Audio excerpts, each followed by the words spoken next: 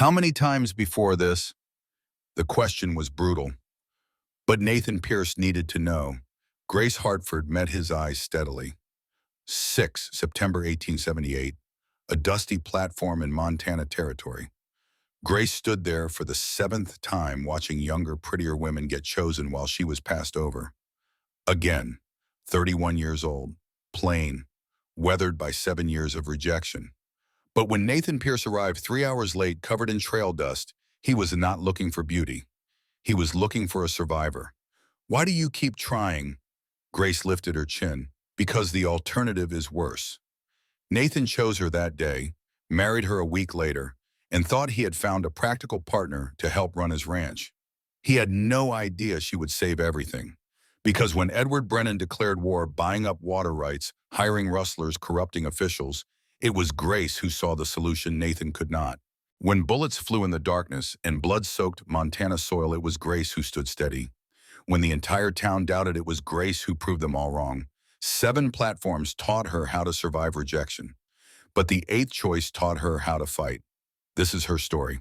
The September sun hung low over the Triple Creek Ranch, painting the Montana grasslands in shades of amber and gold. Nathan Pierce stood on the rise above his property, one hand resting on the weathered fence post, the other shading his eyes from the dying light. 15,000 acres stretched before him like an ocean of possibility, but all he could see was emptiness. 4 years.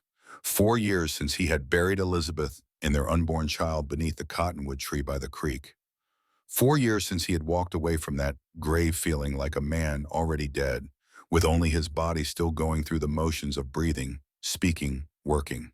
The ranch hands were settling in for the evening. Smoke rose from the bunkhouse chimneys, carrying the smell of cookie stew across the prairie wind. 30 men lived on this land, worked this land, depended on this land for their survival. Good men, most of them, loyal, hardworking, but they went to sleep each night in empty bunks, woke each morning to the same endless routine of cattle and fences and isolation. Nathan had built this empire from nothing. After the war, after Gettysburg, after watching his entire company cut down in 3 minutes of Confederate artillery fire, he had come west with $500 in his pocket and a determination to create something that could not be destroyed by cannon or rifle, or the senselessness of men killing men over abstractions. He had succeeded beyond his wildest dreams. The Triple Creek was the most profitable ranch in 3 territories. His horses were legendary, his cattle sold for premium prices in Denver and Chicago. Territorial politicians sought his counsel. Business partners fought for his attention. He had wealth, respect, influence. And he was the loneliest man in Montana. The sound of hoofbeats pulled him from his thoughts. William Hayes, his foreman, and the closest thing he had to a friend, rode up the slope with that particular expression Nathan had learned to recognize over 15 years of partnership. The look that meant William was about to say something Nathan did not want to hear. William was 52, bow-legged from decades in the saddle, with a weathered face that told stories of hard winters and harder choices. They had served together at Gettysburg, had survived that hell, together had built this ranch together from dirt and determination and a shared understanding that some wounds never fully heal. William dismounted and stood beside Nathan, both men looking out over the land they had carved from wilderness. "Boss, I did something you are going to be angry about." And Nathan did not turn. "What did you do, William?" "I placed an advertisement with the Women's Settlement Society. They are organizing a bride selection in Silver Falls next week. I registered you." The words hung in the cooling air like gun smoke. Nathan felt his jaw tighten, felt the old anger rising in his chest, the familiar companion that had kept him company for 4 years. "You had no right." "I had every right." William's voice was steady, calm, the same tone he had used when talking Nathan down from the edge after Elizabeth's death. "I have known you for 20 years, Nathan. I fought beside you in the war. I helped you build this ranch when everyone said it could not be done. I sat with you for 3 days and nights when Elizabeth died, making sure you did not put that colt in your mouth." Nathan flinched. They never spoke about those dark days, about how close he had come to ending everything. "That was 4 years ago, William. I am fine now." "You are not fine. You are surviving. There is a difference." William pulled a flask from his jacket, took a drink, offered it to Nathan. Nathan shook his head. "This ranch needs a woman's presence. The men need it. Hell, I need it. The house is a tomb, Nathan. Elizabeth has been gone 4 years, but you are living like she died yesterday. I cannot bring another woman here. Nathan's voice was rough, scraped raw by emotions he had buried deep. I failed Elizabeth. This place killed her. The isolation, the loneliness, she could not take it. And I was too busy building an empire to notice she was drowning until it was too late. Elizabeth was 18 years old when you married her, a girl from Philadelphia who thought frontier life would be romantic. She was not prepared for reality, and you did not know how to help her prepare. That was not failure, Nathan. That was inexperience on both sides. She died in agony, William, screaming my name, begging me to save her, and there was nothing I could do. Nothing, just like Gettysburg. Just like watching my men die and being powerless to stop it. William was quiet for a long moment. When he spoke, his voice was gentle but firm. Then do not make the same mistake twice. Do not marry a girl looking for romance and adventure. Marry a woman who already knows life is hard, someone who has been tested and survived. Nathan finally turned to look at his friend. What are you suggesting? Go to the selection, but go late. Let the other men choose the pretty young girls. Wait until the end. The women still standing after everyone else has been picked. Those are the ones who have been rejected before. Those are the ones who know disappointment and keep trying anyway. Those are survivors, Nathan. Like you, like me. It was clever. Ruthless maybe, but clever. William had always been the strategic one, thinking 3 moves ahead, while Nathan charged forward like cavalry into cannon fire. And what makes you think any woman would want me? A 42-year-old widower with nightmares about a war that ended 13 years ago. A man who could not keep his first wife alive. I think the right woman would see a man who survived hell and built something worth protecting. A man who takes care of his people. A man who keeps his word. William put a hand on Nathan's shoulder. I am not asking you to fall in love, boss. I am asking you to stop dying slowly. Find a partner. Someone to share the weight of this place. Someone to help make it a home instead of a monument to what you lost. Nathan looked back out over his land, watching the last rays of sunlight fade into purple twilight. Somewhere down in the valley, a cow lowed. A horse whinnied in response. The sounds of life continuing, whether he was ready for it or not. If I do this, he said slowly, I will not pretend it is something it is not. I will not lie to whatever woman agrees to this arrangement. No false promises of romance. No pretending I am whole when I am still broken. Fair enough. But Nathan, you have to actually show up. The selection is Saturday at 2 in the afternoon. I will be there. William nodded satisfied and walked back to his horse. He mounted with the ease of long practice, then paused. One more thing, boss. Stop comparing yourself to the man you were before the war. That Nathan Pierce died at Gettysburg. You are a different man now, and maybe that is not such a bad thing. He rode away into the gathering darkness, leaving Nathan alone with his thoughts and the ghosts that never quite left him. That night, Nathan lay in his bed and stared at the ceiling, listening to the house settle around him. Elizabeth had decorated this room, had chosen the curtains and the furniture and the pictures on the walls. He had not changed anything in 4 years. It felt like a betrayal to move her things to erase the evidence that she had existed. But William was right. It was a tomb, not a home. Sleep did not come easily. When it finally did, he dreamed of Gettysburg. He always dreamed of Gettysburg. The week passed in a blur of ranch work and reluctant preparation. Nathan found himself thinking more about Saturday than he wanted to admit. He told himself it was a practical arrangement, nothing more. The ranch needed management he could not provide alone. A capable woman could handle the household, manage supplies, keep the books if she had the education. It was partnership, not romance. Business, not emotion. He almost convinced himself. Saturday morning arrived with a train delay. A washout north of Silver Falls meant Nathan's connection from the neighboring territory was 3 hours behind schedule. He sent a wire ahead explaining the situation, not certain why it mattered so much that they knew he was coming. By the time he reached Silver Falls, it was after 3 in the afternoon. He had ridden his bay stallion hard for the last 10 miles, pushing both horse and rider to their limits, and he still did not understand why he was rushing. Maybe because turning back would mean admitting William was right about everything.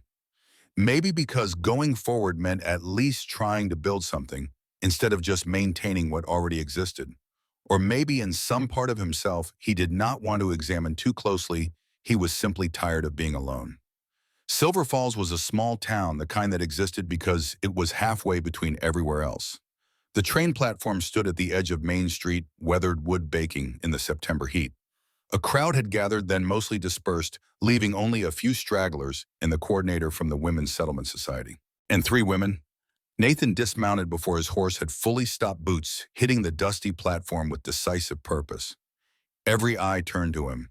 He ignored them all, focused on understanding what he was seeing.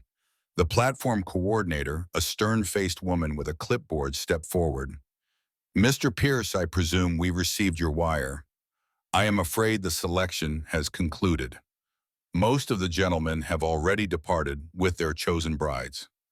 "I can see that." Nathan's voice was rougher than he intended, his throat dry from the hard ride. "But there are still women here. Unclaimed." The word felt wrong the moment he said it, like he was talking about cargo instead of human beings. But the coordinator nodded. "Yes, 3 ladies remain. However, given your standing in the community, I am certain we could arrange for a special selection from our next group arriving in 2 weeks." "I do not need a special selection." Nathan scanned the 3 women, seeing them properly for the first time. One was older, maybe 45, with hard eyes and crossed arms that spoke of a woman done with men and their nonsense. Another was perhaps 30, but her shoulders were slumped in defeat, her expression one of exhausted surrender. And then there was the third. She stood at the far end, apart from the others, with a worn carpet bag clutched between gloved hands. Not young, he could see that. 30, maybe older. Not beautiful in the conventional sense that made men's heads turn and their common sense vanish. But there was something in the way she held herself. Straight-backed, chin lifted. As if she had been beaten down, but refused to stay down. As if standing here being rejected again was an act of defiance against a world that kept telling her she was not enough. Her eyes met his across the platform, gray-green, the color of storm clouds over the prairie. Eyes that had seen disappointment and survived it. In that moment, Nathan understood what William had meant. This was not a girl waiting for a fairy tale. This was a woman who had faced reality and was still fighting. He walked toward her, aware of the whispers starting behind him, the shocked murmurs from the remaining townspeople. He did not care. His focus had narrowed to this one woman, this survivor, this mirror of his own battered but unbroken spirit. He stopped in front of her. Up close, he could see the fine lines beginning at the corners of her eyes, the sun damage on her skin that spoke of years working outdoors. He could see the threadbare quality of her dress, carefully mended but showing its age. He could see the wariness in her expression, the guarded hope of someone who had learned not to expect good things. "Name," his voice came out more abrupt than intended. "Grace Hartford." Her voice was steady, controlled. No trembling, no weakness. "Age." He watched her face, saw the calculation there. Saw her decide between lying and honesty. Saw her choose truth. 31. A murmur rippled through the watching crowd. 31 in 1878 on the frontier that was old for a bride. Past her prime, they would say. Unlikely to bear many children. Why would any man choose her when younger options existed? You were passed over today. Something flickered in those storm-colored eyes. Pain quickly controlled. Yes. How many times before this? The question was brutal, he knew. But he needed to know, needed to understand the measure of this woman's resilience. Grace Hartford looked at him for a long moment. Then with a voice that did not waver, she answered. 6. 7 times. She had stood on platforms like this 7 times and been rejected. 7 times she had faced the judgment of strangers who found her lacking. 7 times she had picked herself up and tried again. Nathan felt something shift in his chest, something that had been frozen for 4 years beginning to crack and thaw. Why do you keep trying? It was the question he really wanted answered. Not about her practical skills or her education or her ability to manage a household. But why, after 6 rejections, she had the courage to stand here a 7th time? Grace Hartford lifted her chin higher. Because the alternative is worse. The answer hit Nathan like artillery fire. Simple, honest, devastating. He knew that arithmetic. Had done that calculation himself in the dark days after Elizabeth's death, when William had taken away his gun and sat with him while he shook with the need to end the pain. The alternative is worse. So you keep going, you survive. This woman understood survival. I have a ranch 15 miles north of here, 15,000 acres, good water cattle horses. It is hard work. I need a partner, not a decoration. Someone with spine and sense. Someone who will not fold when things get difficult. He paused, making sure she understood. I am not looking for a girl who needs protecting from reality. I am looking for a woman who has already survived it. Do you understand the difference? Yes. The word was barely a whisper, but it carried certainty. I am 42 years old, a widower. My wife died 4 years ago in childbirth. The baby died with her. I also served in the war, Union cavalry. I saw things that still give me nightmares. I work hard. I drink occasionally, but not to excess. And I keep my word once given. He was telling her too much, probably, scaring her away with honesty. But she deserved to know what she would be getting. A damaged man with a dead wife's ghost in a war that would not let him go. I am offering you security, respect, a home, and a purpose. In return, I ask for competence, honesty, and partnership. If you are looking for romance and passion, say so now, and I will walk away with no hard feelings. Grace Hartford's eyes searched his face. He let her look, let her see whatever she needed to see. After a moment, she spoke. I stopped believing in romance 7 platforms ago, Mr. Pierce. I am looking for exactly what you are offering. Something in Nathan's chest loosened. He had not realized how much he had been bracing for rejection until she gave him acceptance instead. He stepped back slightly, raising his voice so everyone on the platform could hear. Grace Hartford, would you be willing to court with the intention of marriage? The platform erupted. Shocked exclamations became open stares. The coordinator actually gasped. Someone in the crowd said something about his age, and someone else shushed them violently. Nathan ignored it all. His focus remained on Grace Hartford's face, watching her process what he had just asked, watching her make the choice that would bind both their futures together. Yes, her voice was stronger now, carrying across the platform. I would be willing to court. Nathan nodded once decisive. He turned to the coordinator, who still looked faintly stunned. What is the proper procedure? The woman recovered her professional demeanor with visible effort. There is a week of supervised courtship, separate accommodations naturally, chaperone meetings to determine compatibility. If both parties agree at the end of the week, marriage can proceed with the society's blessing. Fine. Where is she staying? The society maintains rooms at Rose Brennan's boarding house for our ladies during courtship. Nathan pulled his leather wallet from his jacket, counted out bills with the ease of a man for whom money was a tool, not a worry. This covers her expenses for the week. I will call on her tomorrow morning at 9. That acceptable? He directed the question to Grace, not the coordinator. Her answer was the only one that mattered. Yes. Good. He touched the brim of his hat, a gesture that acknowledged her as worthy of courtesy, and walked back to his horse. The crowd parted automatically. Men who had been gossiping moments ago now watched with speculation. Women whispered behind gloved hands. Nathan mounted his stallion in one smooth motion, a cavalry officer's muscle memory from a war he could not forget. He wheeled the horse around and rode away in the same cloud of dust he had arrived in, leaving Grace Hartford standing on the platform, with her worn carpetbag and the beginning of something neither of them fully understood. As the town disappeared behind him, Nathan let himself think about what he had just done. He had chosen a woman sight unseen based on nothing but her resilience and honesty. He had committed to a week of courtship that would either end in marriage or mutual acknowledgement that they did not suit. It was reckless, impulsive, completely unlike his usual careful planning. And for the first time in 4 years, he felt something other than numbness. Grace Hartford stood motionless on the platform, her carpet bag clutched in hands that had started trembling again. Around her, the remaining crowd had exploded into conversation. Speculation, gossip, and outright disbelief mixed into a roar of voices that barely penetrated the ringing in her ears. He chose her. Nathan Pierce, the wealthiest man in 3 territories, had walked past every other option and chosen her. The question was, why? Grace had learned young that nothing good came without a price. Men like Nathan Pierce did not choose women like her unless there was a reason and angle, something that made sense of the incomprehensible. But what could he possibly want from her that he could not get from any of the younger, prettier women who would have fought for the chance to be his wife, the coordinator? Mrs. Patterson approached with a professional smile that did not quite reach her eyes. Well, Miss Hartford, that was highly irregular, but Mr. Pierce is a respected member of the community and his offer was made in good faith. If you will follow me, I will show you to your accommodations. Grace nodded mutely and followed, leaving behind the whispers and stares. Behind her, she heard one woman's rough voice cutting through the chatter. About damn time someone had the sense to pick quality over packaging. And another woman's quiet addition. Some men know what they are looking for. The rest are just fools shopping for pretty. It should have made Grace feel better.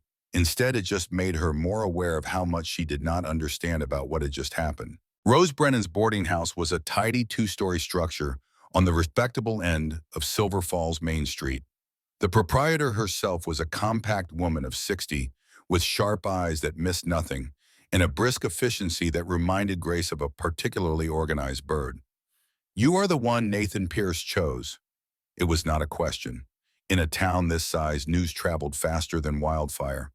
"Yes, ma'am." Rose studied her with an intensity that made Grace want to squirm. Then unexpectedly, the older woman smiled. "Surprised everyone, I will wager, including yourself." "Yes, ma'am." Nathan has good sense when he uses it. Lost his way for a while after Elizabeth died, but he steadied back out. You could do far worse.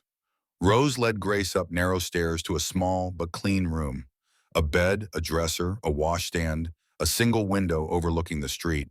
Simple, but compared to some of the places Grace had stayed over the past 7 years, it was practically luxurious. Supper is at 6 sharp. There are 5 other women boarding here currently. 3 are married already, waiting for their husbands to finish building homes. The other 2 are still in courtship. You will meet them at dinner. Water for washing is brought up at 4. Chamber pot under the bed. Privy out back if you need it at night. Any questions? "No, ma'am, thank you." Rose paused at the door, her expression softening slightly. "Nathan Pierce is a good man, Miss Hartford. Hard, but fair. He will expect a partner, not a servant. Think you can manage that?" Grace met the older woman's eyes steadily.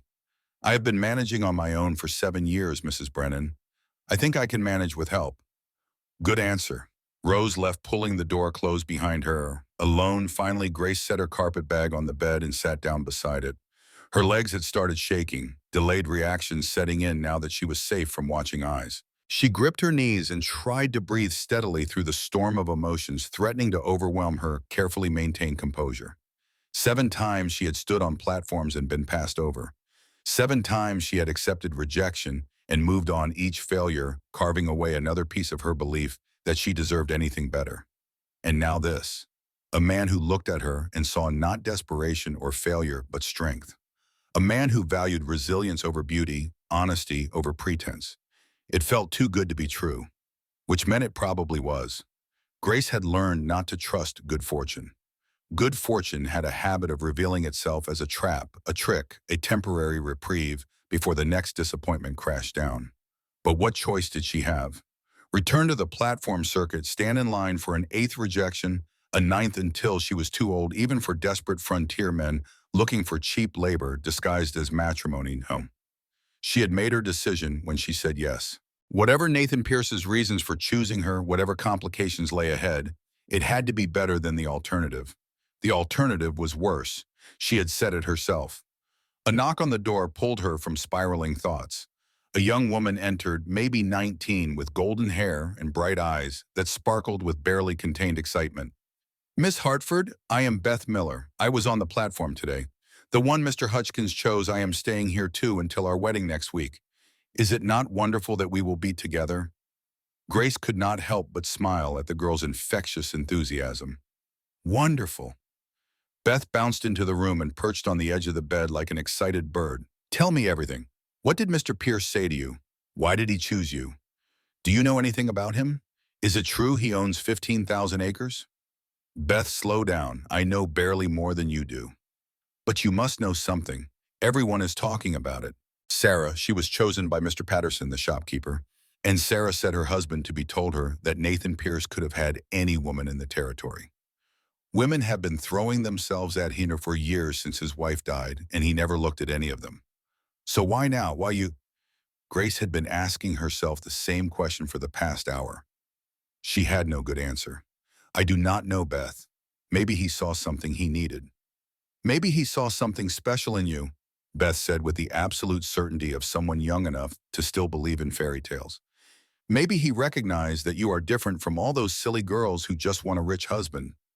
I am different because I am old and plain, Grace said bluntly.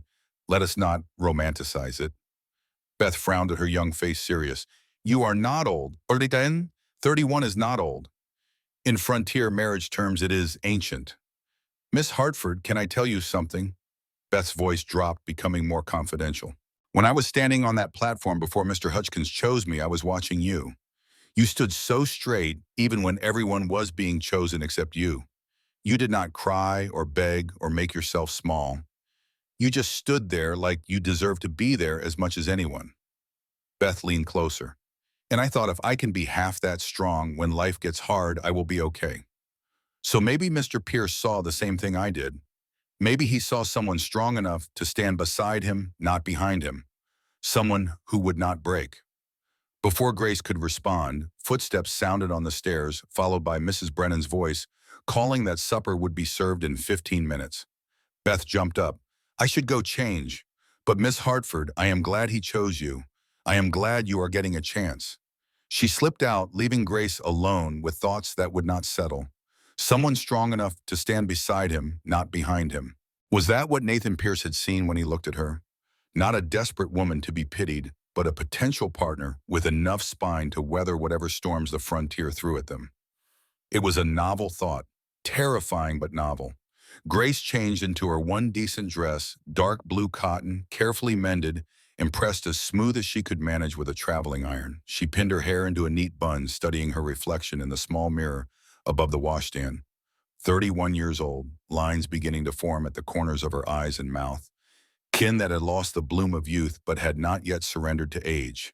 A face that would not turn heads in a crowd but would not frighten children either. Ordinary in every possible way except for her eyes. Grace leaned closer to the mirror, examining eyes that had seen too much disappointment to be soft anymore. Gray-green, her mother had called them. Steady eyes. Eyes that met the world directly and did not flinch away from hard truths.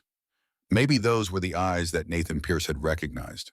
Supper was served in Mrs. Brennan's dining room, a cheerful space with yellow curtains and enough seating for a dozen people. Grace found herself at a table with Beth, two other courting women, and three already married women waiting for their homes to be completed. The conversation swirled around her. Excited chatter about husbands and homes and futures opening like flowers. Grace picked at her pot roast and tried to contribute when directly addressed, but mostly she listened, feeling oddly separate from these women who seemed so certain that everything would work out perfectly. Mr. Pierce's ranch is called the Triple Creek, one of the married women was saying. Her name was Adelaide, named for the three creeks that run through his property. They say his cattle are the finest in the territory and his horses, oh, his horses are legendary. People come from as far as California to buy his stock. I heard he has 30 cowboys working for him, another woman added. This was Sarah, wide-eyed and clearly impressed. 30. Can you imagine managing a household that size? Elizabeth managed it, a third woman said quietly. This was Helen, older than the others, with sad eyes and careful hands. His first wife. She died 4 years ago. Childbirth complications. A hush fell over the table. Beth whispered, how awful. They say he nearly died himself after, Helen continued, not physically, but in spirit. Locked himself away on the ranch for months. Would not see anyone. Would not come to town. His foreman practically ran everything while Nathan grieved. Grace's fingers tightened on her fork. A man who had loved his wife enough to nearly break when he lost her. What did that man want with a bride acquired from a platform of desperate women? But he recovered, Adelaide said firmly, clearly uncomfortable with the dark turn of conversation. He is a pillar of the community now, serves on the territorial council, helps settle disputes, contributes to the school and church. A good man. A lonely man, Helen said softly, looking directly at Grace. There is a difference between recovering and healing. He recovered. I do not think he is healed. The words settled like stones in Grace's chest. After supper, she retreated to her room and tried to read a book she had carried through 6 failed attempts at starting over. But the words would not stick.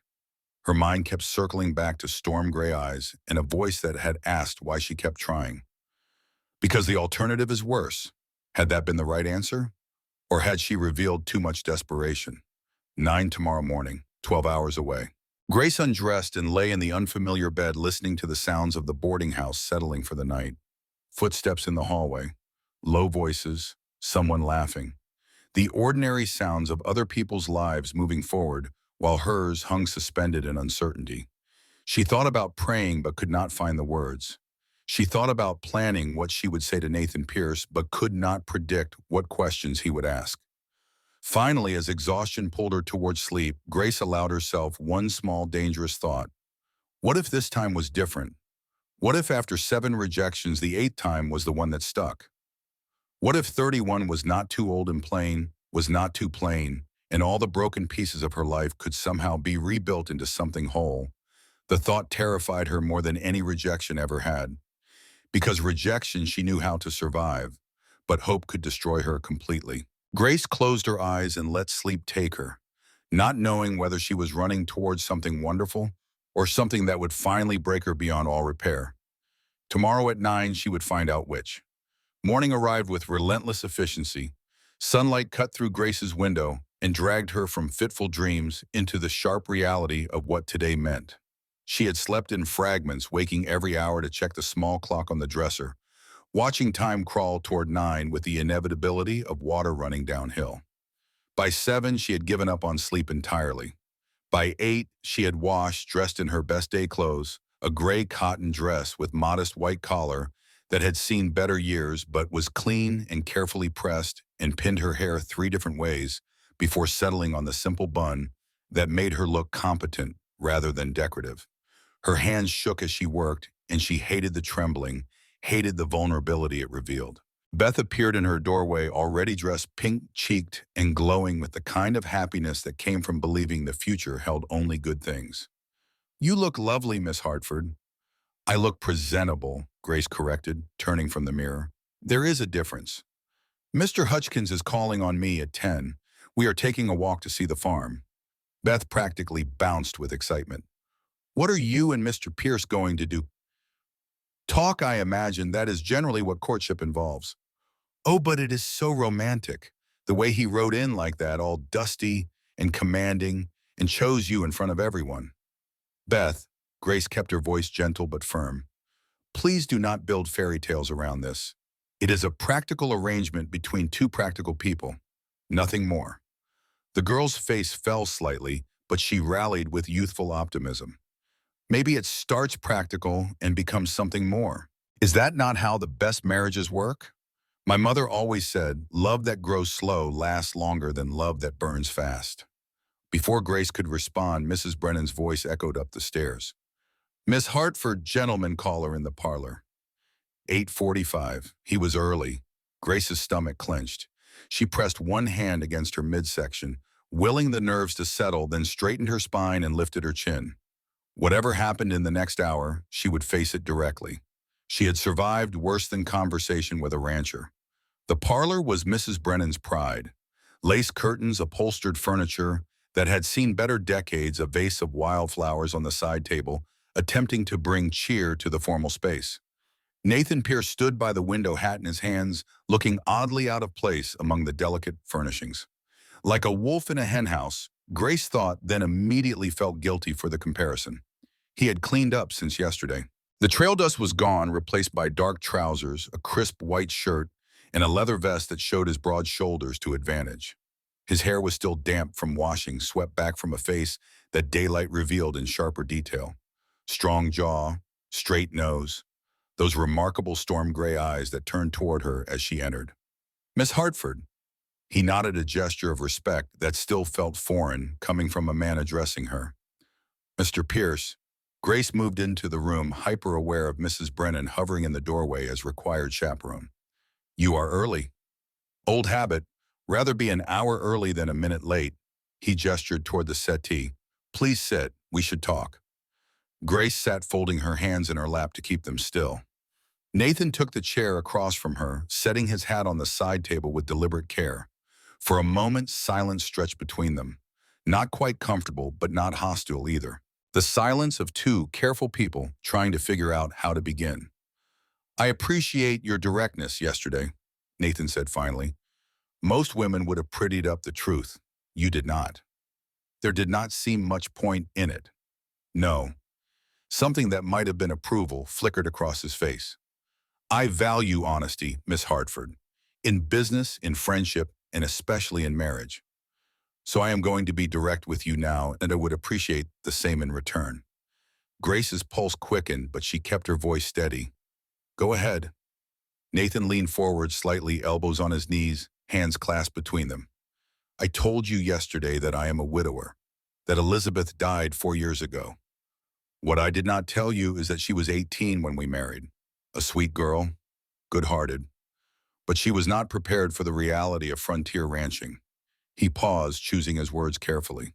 The isolation broke something in her long before the childbirth complications killed her. I failed her, Miss Hartford. I was so focused on building the ranch that I did not see she was drowning until it was too late. Grace heard Mrs. Brennan shift uncomfortably in the doorway, but she kept her eyes on Nathan's face. This was not romantic courtship talk. This was something raw, more honest. I am not looking to repeat that mistake, Nathan continued. I do not need a girl who thinks ranch life is an adventure. I need one who understands it is hard work, lonely sometimes, and nothing like the stories in ladies' magazines. Someone who will not resent me when reality does not match expectation. What makes you think I am that woman? Grace asked quietly. You do not know me. I know you have been passed over 7 times and you are still standing. I know you are 31 and still trying instead of giving up. That tells me you have grit. His eyes held hers, unflinching.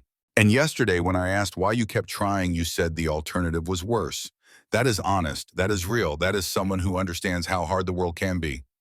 So you chose me because I have failed repeatedly. The words came out sharper than intended, edged with old pain. I chose you because you survived failing repeatedly, Nathan corrected. There is a difference. The ranch will test you, Miss Hartford. Weather, isolation, hard work, disappointments. I need someone who will not fold at the first difficulty. Your history suggests you do not fold. It was the strangest compliment Grace had ever received. Not you are pretty or you seem nice, but you do not fold. As if resilience was worth more than a pleasing face or gentle disposition. What exactly would you expect from a wife? Partnership. The word came without hesitation. Someone to help run the household, manage supplies, keep books if you are capable. The ranch employs 30 men year-round, more during roundup and branding seasons. They need feeding injuries, tended disputes settled. Elizabeth found it overwhelming. I would need someone who could handle it. I kept books for my father's general store until he died, Grace said. I can manage accounts, and I have cooked for church suppers feeding 50 people. I am not afraid of hard work, Mr. Pierce. Nathan, he said, if we are courting with intent to marry, you should call me Nathan. Then you should call me Grace. He nodded, and for the first time, something that might have been the ghost of a smile touched his mouth. Fair enough, Grace. Now what do you need to know about me? The question caught her off guard. Men did not usually ask what she needed. Why now, she asked. From what I understand, you have been alone 4 years. Women have been available. Why choose a bride from a platform? Nathan was quiet for a moment, his gaze drifting to the window where morning sunlight painted patterns on the floor. My foreman has been after me for 2 years to remarry. Says the ranch needs a woman's presence, that I am getting too set in solitary ways. I resisted because I did not want to court some young thing looking for romance and excitement. He looked back at her. Then William suggested the bride platform. Figured women coming out here knew what frontier life meant. They would have realistic expectations. And I was late because the train washed out north of here.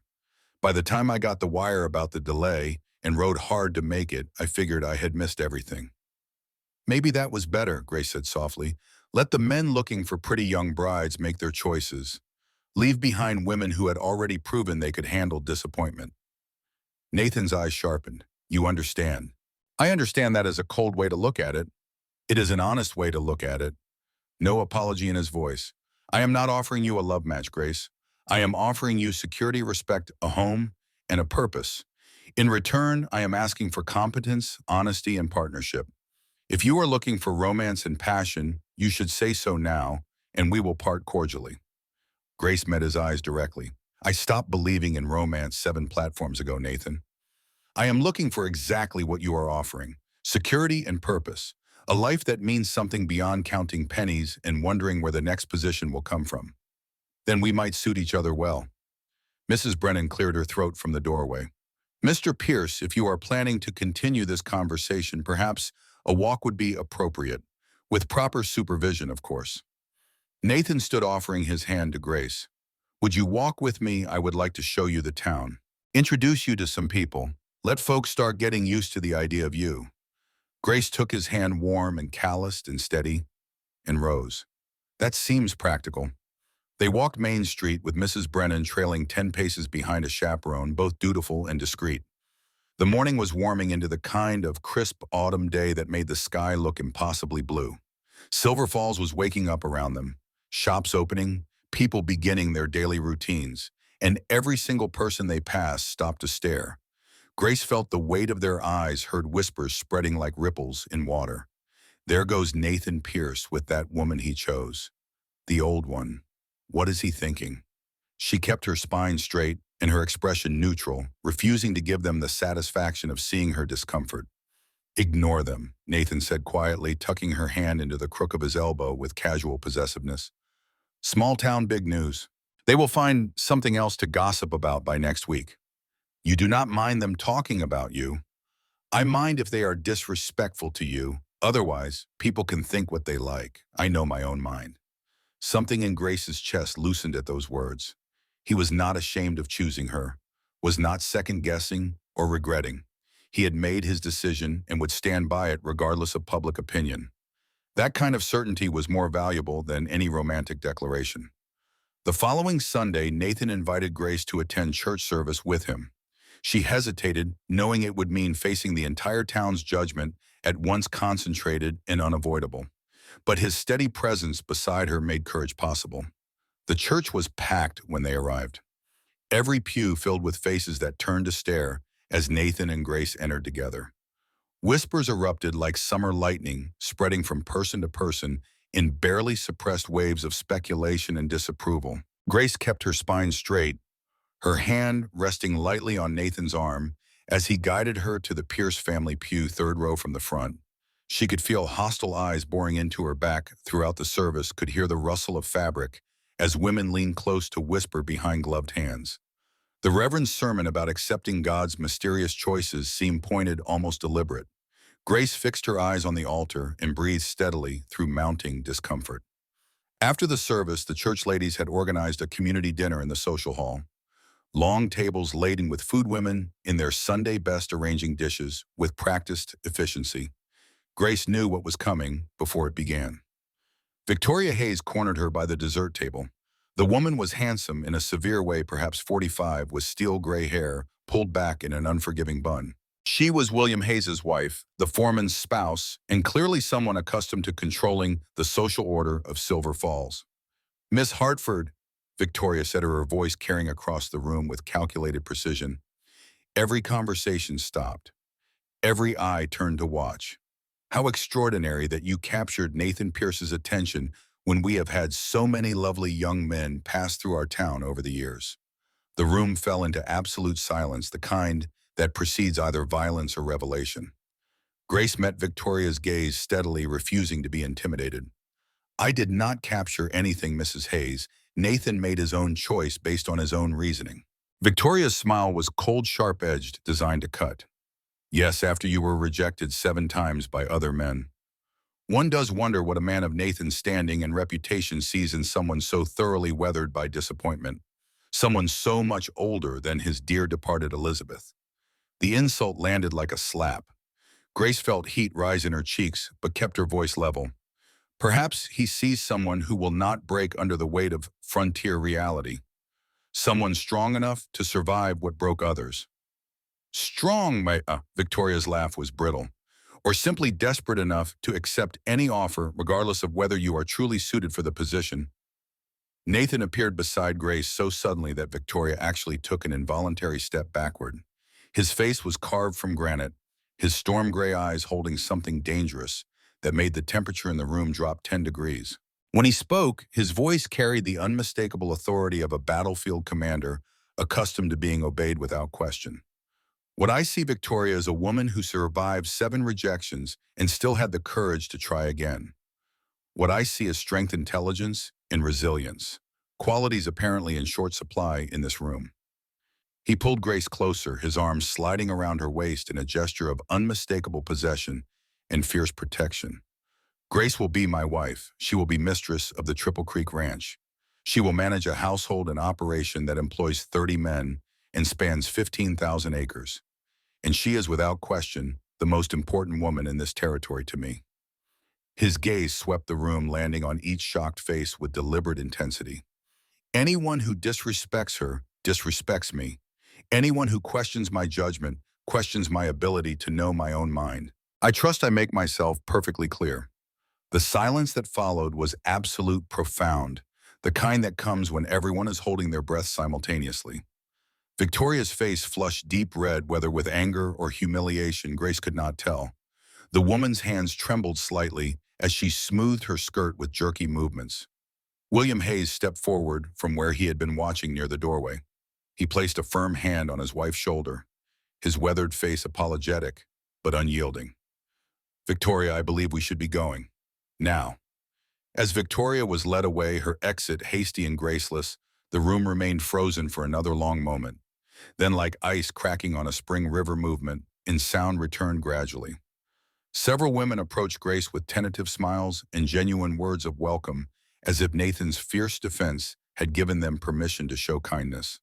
The tide had turned, shifted by force of will and unflinching loyalty. That evening, as Nathan rode Grace back to the boarding house in his wagon, she turned to him with questions she had been holding since the confrontation. You did not have to defend me so forcefully. I can handle women like Victoria. Nathan's hands tightened on the reins. I know you can handle yourself, Grace, but you should not have to face that kind of cruelty alone, not when you are mine to protect.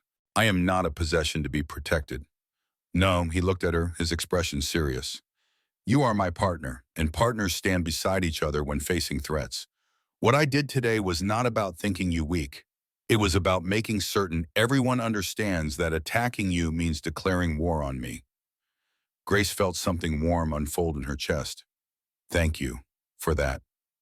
You never need to thank me for choosing you, Grace. Never.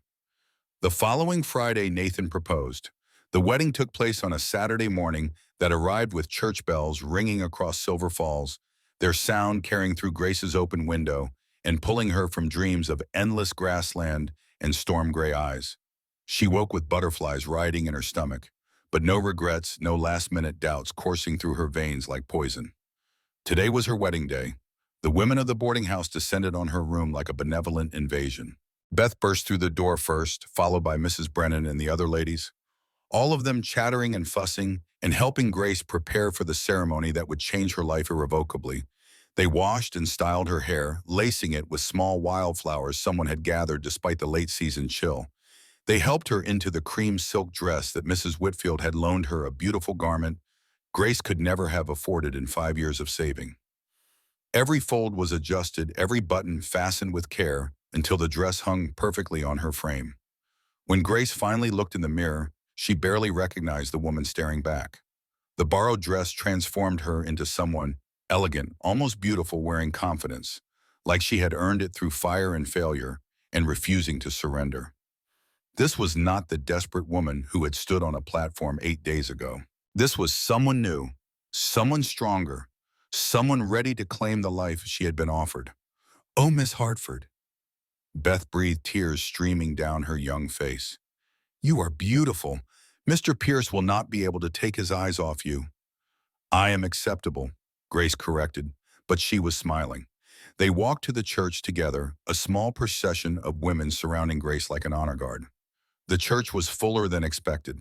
Apparently, half the town had decided to witness Nathan Pierce's unlikely wedding, curiosity overcoming any sense of propriety about intruding on a private ceremony. Grace felt their stares, heard the whispers that followed her down the aisle, but she refused to let them bother her. Let them watch. Let them judge.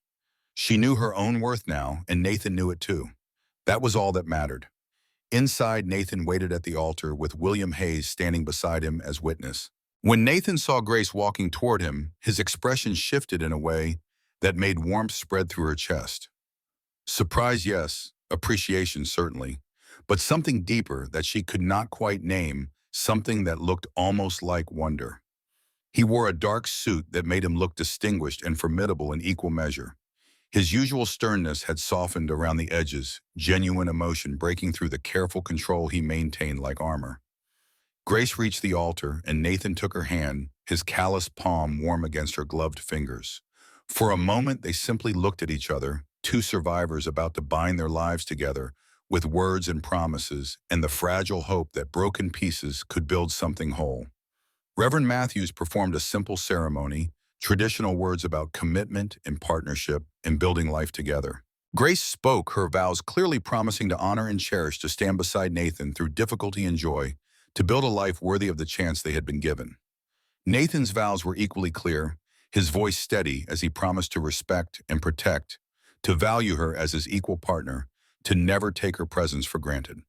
When the Reverend pronounced them husband and wife, Nathan cupped Grace's face gently and kissed her. Their first real kiss, soft and brief, but carrying the weight of promise and possibility. Grace felt something settle deep in her chest, a rightness she had not expected, but welcomed completely. This was not the passionate romance of penny novels, but it was real and honest and built on a foundation that could weather storms. They signed the marriage certificate with William Hayes and his wife Victoria as witnesses, making it legal and binding. Grace wrote her new name for the first time, Grace Pierce. It looked strange on the page, but right. Proof that she belonged somewhere, to someone, as part of something larger than herself. The wedding breakfast was held at Mrs. Brennan's boarding house, the women having prepared a feast despite the short notice. Townspeople came and went, offering congratulations that ranged from genuinely warm to carefully polite. Grace accepted all of it with grace, her hand firmly held in Nathan's, presenting a united front that gradually wore down the remaining skepticism, like water wearing down stone. By early afternoon, Nathan was ready to leave. He had arranged for Grace's few possessions to be loaded into a wagon, and now he helped her up onto the seat beside him. The assembled crowd called out final well wishes as they pulled away from Silver Falls, heading north toward the ranch that was now Grace's home. They rode in comfortable silence for a while, the horses moving at an easy pace, autumn sunshine warm on their faces. Grace studied the land with new eyes. This was her territory, now her responsibility to help protect and nurture. The enormity of it should have been overwhelming. Instead, she felt ready.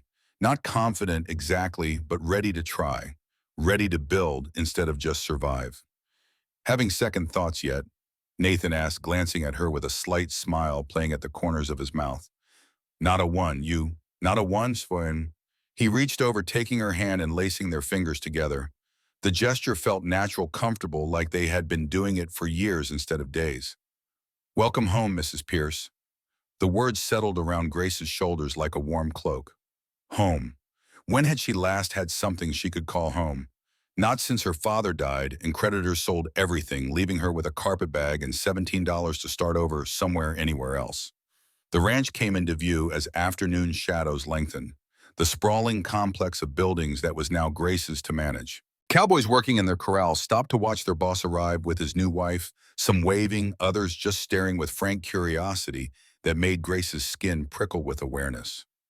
William Hayes had ridden ahead and was waiting in the yard with Cookie and several of the senior hands, all of them lined up like soldiers preparing for inspection. Welcome home, ma'am, William said, helping Grace down from the wagon when Nathan jumped down to greet his men. The foreman's weathered face creased into what might have been a smile. The house is ready for you. The boys and I made sure everything was in order. Inside, Grace found that someone had made an effort that touched her more than she wanted to admit. Wildflowers filled vases throughout the main rooms, bringing color and life to spaces that had felt abandoned. The kitchen was spotlessly clean, gleaming with recent scrubbing. Upstairs, in what was now her and Nathan's bedroom, fresh linens covered the large bed, and more flowers brightened the dresser.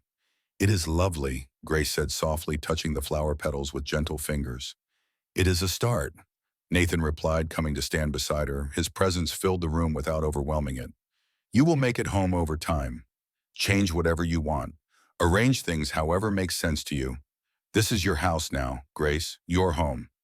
That evening, Cookie insisted on preparing a special dinner for the newlyweds, serving them in the main house instead of making them eat in the bunkhouse dining hall with the hands. Grace sat across from Nathan at the large dining table, still wearing her borrowed wedding dress, feeling surreal and grounded all at once. The conversation flowed easily between them. Plans for the coming weeks, Grace's gradual assumption of household duties, her continued writing lessons. The approaching winter and what preparations remained. Practical topics, but underneath ran a current of nervous anticipation about what would happen when the meal ended, and they retired upstairs together as husband and wife. Grace excused herself first, needing time to change and compose herself.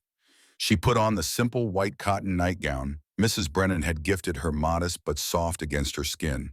She brushed out her hair, letting it fall loose around her shoulders instead of pinning it up, and tried to calm the butterflies that had returned with a vengeance. Nathan knocked softly before entering their bedroom, giving her time to steel herself. He had changed into sleep clothes as well, and seeing him in that state of casual undress made Grace's breath catch in her throat. He was a large man, powerfully built from years of hard work, and the reality of sharing a bed with him suddenly felt very immediate and very real. Nathan must have seen something in her face because he stopped just inside the door, keeping distance between them. "Grace," he said gently, his voice rougher than usual, "we do not have to do anything tonight. There is no requirement that we consummate the marriage immediately. We can take our time, get to know each other better first." For a moment, Grace was tempted to accept the reprieve, but that would just delay the inevitable, and she had never been one to postpone difficult things. "No," she said, surprising herself with her certainty. "We are married. This is part of that. I am nervous, Nathan. I will not lie about that. But I want this. I want us to begin as we mean to continue. Fully committed, fully partners in all ways." Something shifted in Nathan's expression. Relief maybe, or respect for her courage. He approached slowly, giving her every opportunity to change her mind, every chance to retreat. When he reached her, he cupped her face in both hands, his touch gentle despite his strength, despite the calluses that spoke of years working with rope and reins, and tools that could break a man if handled carelessly. "Then we will go slow," he said, his gray eyes holding hers with an intensity that made her feel seen in a way she had never experienced. "And if anything is uncomfortable or frightening, you tell me and we stop. Understood?" "Understood." He kissed her then, deeper than the brief kiss in the church, and Grace let herself respond. Let herself lean into the unfamiliar intimacy, into the warmth of another person, wanting her, choosing her, touching her like she was valuable instead of disposable. Nathan's hands were careful as they explored, learning the shape of her through cotton fabric.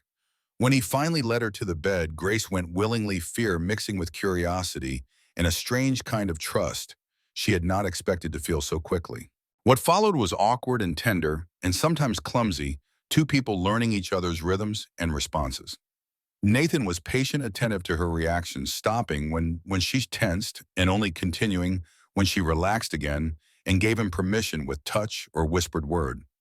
Grace discovered that her limited experience had taught her nothing about what intimacy could be with someone who genuinely cared about her pleasure as much as his own. There was pain at first, yes, but also unexpected warmth, connection that went beyond physical sensation to something deeper and more profound. Afterward, they lay tangled together in the dark, Grace's head resting on Nathan's chest, listening to his heartbeat slow to normal rhythm. She felt different in subtle ways. Not the dramatic transformation stories suggested, but a gentle shifting of self-perception. She was a wife now, truly and completely. This man's partner in every sense that mattered. "Are you all right?" Nathan asked quietly, his hand stroking her hair with a gentleness that contradicted everything she had assumed about frontier men and their rough ways. "Yes, better than all right, actually." Grace propped herself up to look at him in the moonlight streaming through the window. "Thank you for being patient with me. Thank you for trusting me." He pulled her back down against his chest, and Grace felt the steady rise and fall of his breathing beneath her cheek. Get some sleep, Grace. Tomorrow the real work begins. She smiled in the darkness, feeling sleep pull at her with gentle insistence. Tomorrow she would begin learning to truly manage this household, would start building routines and rhythms, would step fully into her role as Mrs. Nathan Pierce. But tonight she was simply a woman held safe in her husband's arms, finally belonging somewhere after 7 years of not belonging anywhere at all. The first 2 weeks of marriage passed in a blur of learning and adjustment that left Grace exhausted but oddly satisfied. She threw herself into mastering the household, working alongside Cookie to understand the rhythms of feeding 30 hungry men 3 times a day, learning which cowboys needed gentle handling and which responded better to firm direction. The account books became her domain in the evenings. She sat with Nathan after supper, studying the financial complexity of running an operation this size, gradually understanding how cattle prices and horse breeding and seasonal work all interconnected into a delicate balance of profit and loss. She rode every day, building strength and confidence until she could handle Rosie across any terrain without Nathan hovering protectively nearby. The mare became her companion, patient with Grace's mistakes, or forgiving when nerves made her hands too tight on the reins. There were difficult moments, times when Grace felt overwhelmed by the sheer scope of her responsibilities, when she questioned whether she was truly capable of managing everything expected of her. Times when certain cowboys tested her authority, seeing if the new boss's wife could be pushed around or manipulated into giving them special treatment. Times when loneliness hit hard, despite being constantly surrounded by people, when she missed the simplicity of being responsible only for herself and her own survival. But each time doubt threatened to pull her under, Grace remembered standing on that platform, remembered being passed over 7 times, remembered the alternative she had escaped. And she dug deeper, found reserves of strength and determination she had not known she possessed, and kept going. Nathan was true to his word about partnership. He included her in decisions both large and small, sought her opinion on matters ranging from which fields to rest over winter to whether they should invest in new breeding stock. He treated her as a genuine equal rather than a subordinate who needed constant supervision. When she struggled, he helped without taking over, showing her what she needed to learn, but letting her do the actual work. When she succeeded, he acknowledged it without excessive praise, just simple recognition that she had done what needed doing. Their physical relationship deepened as comfort replaced nervousness. Grace discovered that intimacy could be both pleasure and connection, a way of communicating things that words could not capture. Nathan proved to be an attentive lover, learning what she liked and what she did not always, checking that she was comfortable and willing, never pushing beyond what she was ready to give. In turn, Grace grew bolder, more confident in expressing her own desires, building with him the kind of genuine partnership that extended even into their bedroom. Some nights they came together with passion, other nights with gentle tenderness, and still other nights they simply held each other and talked in the darkness about hopes and fears and the future they were building together. It was on a Sunday afternoon, 2 weeks after the wedding, that everything changed. Grace was in the kitchen with Cookie, learning his method for making biscuits that could satisfy 30 men with appetites sharpened by hard labor. The old cook was explaining the importance of not overworking the dough when William Hayes burst through the door, his weathered face tight with tension. "Boss needs you in the office. Now, we got company." The way he said company made Grace's stomach clench with sudden dread. She wiped flour from her hands and followed William through the house to Nathan's office, where her husband stood by the window with his back rigid and his hands clenched into fists. "Nathan," Grace asked softly, and he turned. His face was carved from granite expression, harder than she had seen since the day he chose her on the platform. Storm gray eyes held something dangerous, something that reminded her he had been a soldier once, had killed men in battle and survived when others had not. "Edward Brennan is back," Nathan said, his voice flat and cold. "He just got back from 3 weeks of business in Denver, and he has already heard about our marriage." Grace had heard the name Edward Brennan whispered around the ranch, always with a particular tone that suggested complicated history and unresolved tension. She knew he owned the neighboring Double B Ranch, that he and Nathan had been competitors for years, that there was bad blood between them, going back more than a decade. But she had never met the man, had never understood why his name could make William swear under his breath, and the ranch hands exchanged worried glances. Is that a problem? She asked carefully. Nathan and William exchanged a look that communicated volumes without words.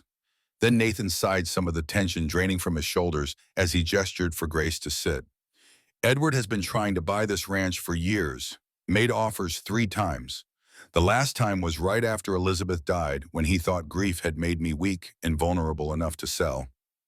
William leaned against the door frame, his expression grim. Edward does not handle being told no very well. He sees the Triple Creek as the one thing he cannot have, the one prize that keeps eluding him. And now that Nathan has married, settled down, shown he is rebuilding, instead of just maintaining, Edward will see that as a threat to his eventual acquisition. But surely he cannot force you to ping on. Grace looked between them, trying to understand the dynamics at play. No, he cannot force a sale, Nathan agreed, but Edward is creative, and he holds grudges. The fact that I am happy that I have found someone will eat at him. He will find a way to make trouble. Grace wanted to ask more questions, wanted to understand the full scope of this rivalry, but before she could speak, they heard the sound of a horse approaching at speed. All 3 of them moved to the window and watched as a single rider came up the drive, sitting his horse with the easy confidence of a man who had never been unseated in his life. Edward Brennan was handsome in a polished way that contrasted sharply with Nathan's rough-hewn appeal. Younger than Nathan by a few years, maybe 38 or 39, with dark hair and features that belonged in a city drawing room rather than on a frontier ranch. He wore expensive clothes, carried himself with the assurances of inherited wealth rather than earned success. He dismounted and stood in the yard looking up at the house like he owned it already and was just waiting for the paperwork to catch up with reality. Nathan's jaw tightened. Stay here. No, Grace surprised herself with the firmness in her voice. I am your wife, Nathan. If this concerns the ranch, it concerns me. I will not hide while you face whatever comes. For a moment, she thought he would argue. Then something shifted in his expression, pride mixing with concern, and he nodded slowly. All right, but Grace, Edward is charming. Do not let that fool you. Everything he does has an angle. They walked out together, Nathan's hand settling on the small of Grace's back in a gesture that was both protective and possessive. William followed a step behind, silent support that spoke of years standing together against whatever came. Edward turned as they approached, and his smile was bright and warm and completely false. Nathan, congratulations are in order, I hear. Married after all these years of determined bachelorhood. I had no idea you were even courting. Edward. Nathan's voice was cool, giving nothing away. This is my wife, Grace. Grace, this is Edward Brennan. He owns the Double B. Edward's eyes swept over Grace in a way that made her skin crawl, assessing and dismissing and reassessing all in the space of a heartbeat. Then he stepped forward and took her hand before she could pull it back, bowing over it with exaggerated courtesy. Mrs. Pierce, what a pleasure. I had no idea there was a woman of your caliber available in the territory. Had I known, I might have made my intentions known before Nathan claimed you. The words were flattering on the surface, but contained an undercurrent that made Grace deeply uncomfortable. As if she were property to be claimed, as if Nathan's choice had been opportunistic rather than deliberate. Mr. Brennan, Grace extracted her hand as politely as possible. I am afraid you are mistaken. I was not available in the territory. I came here specifically for the bride selection, and Nathan was the one who chose me.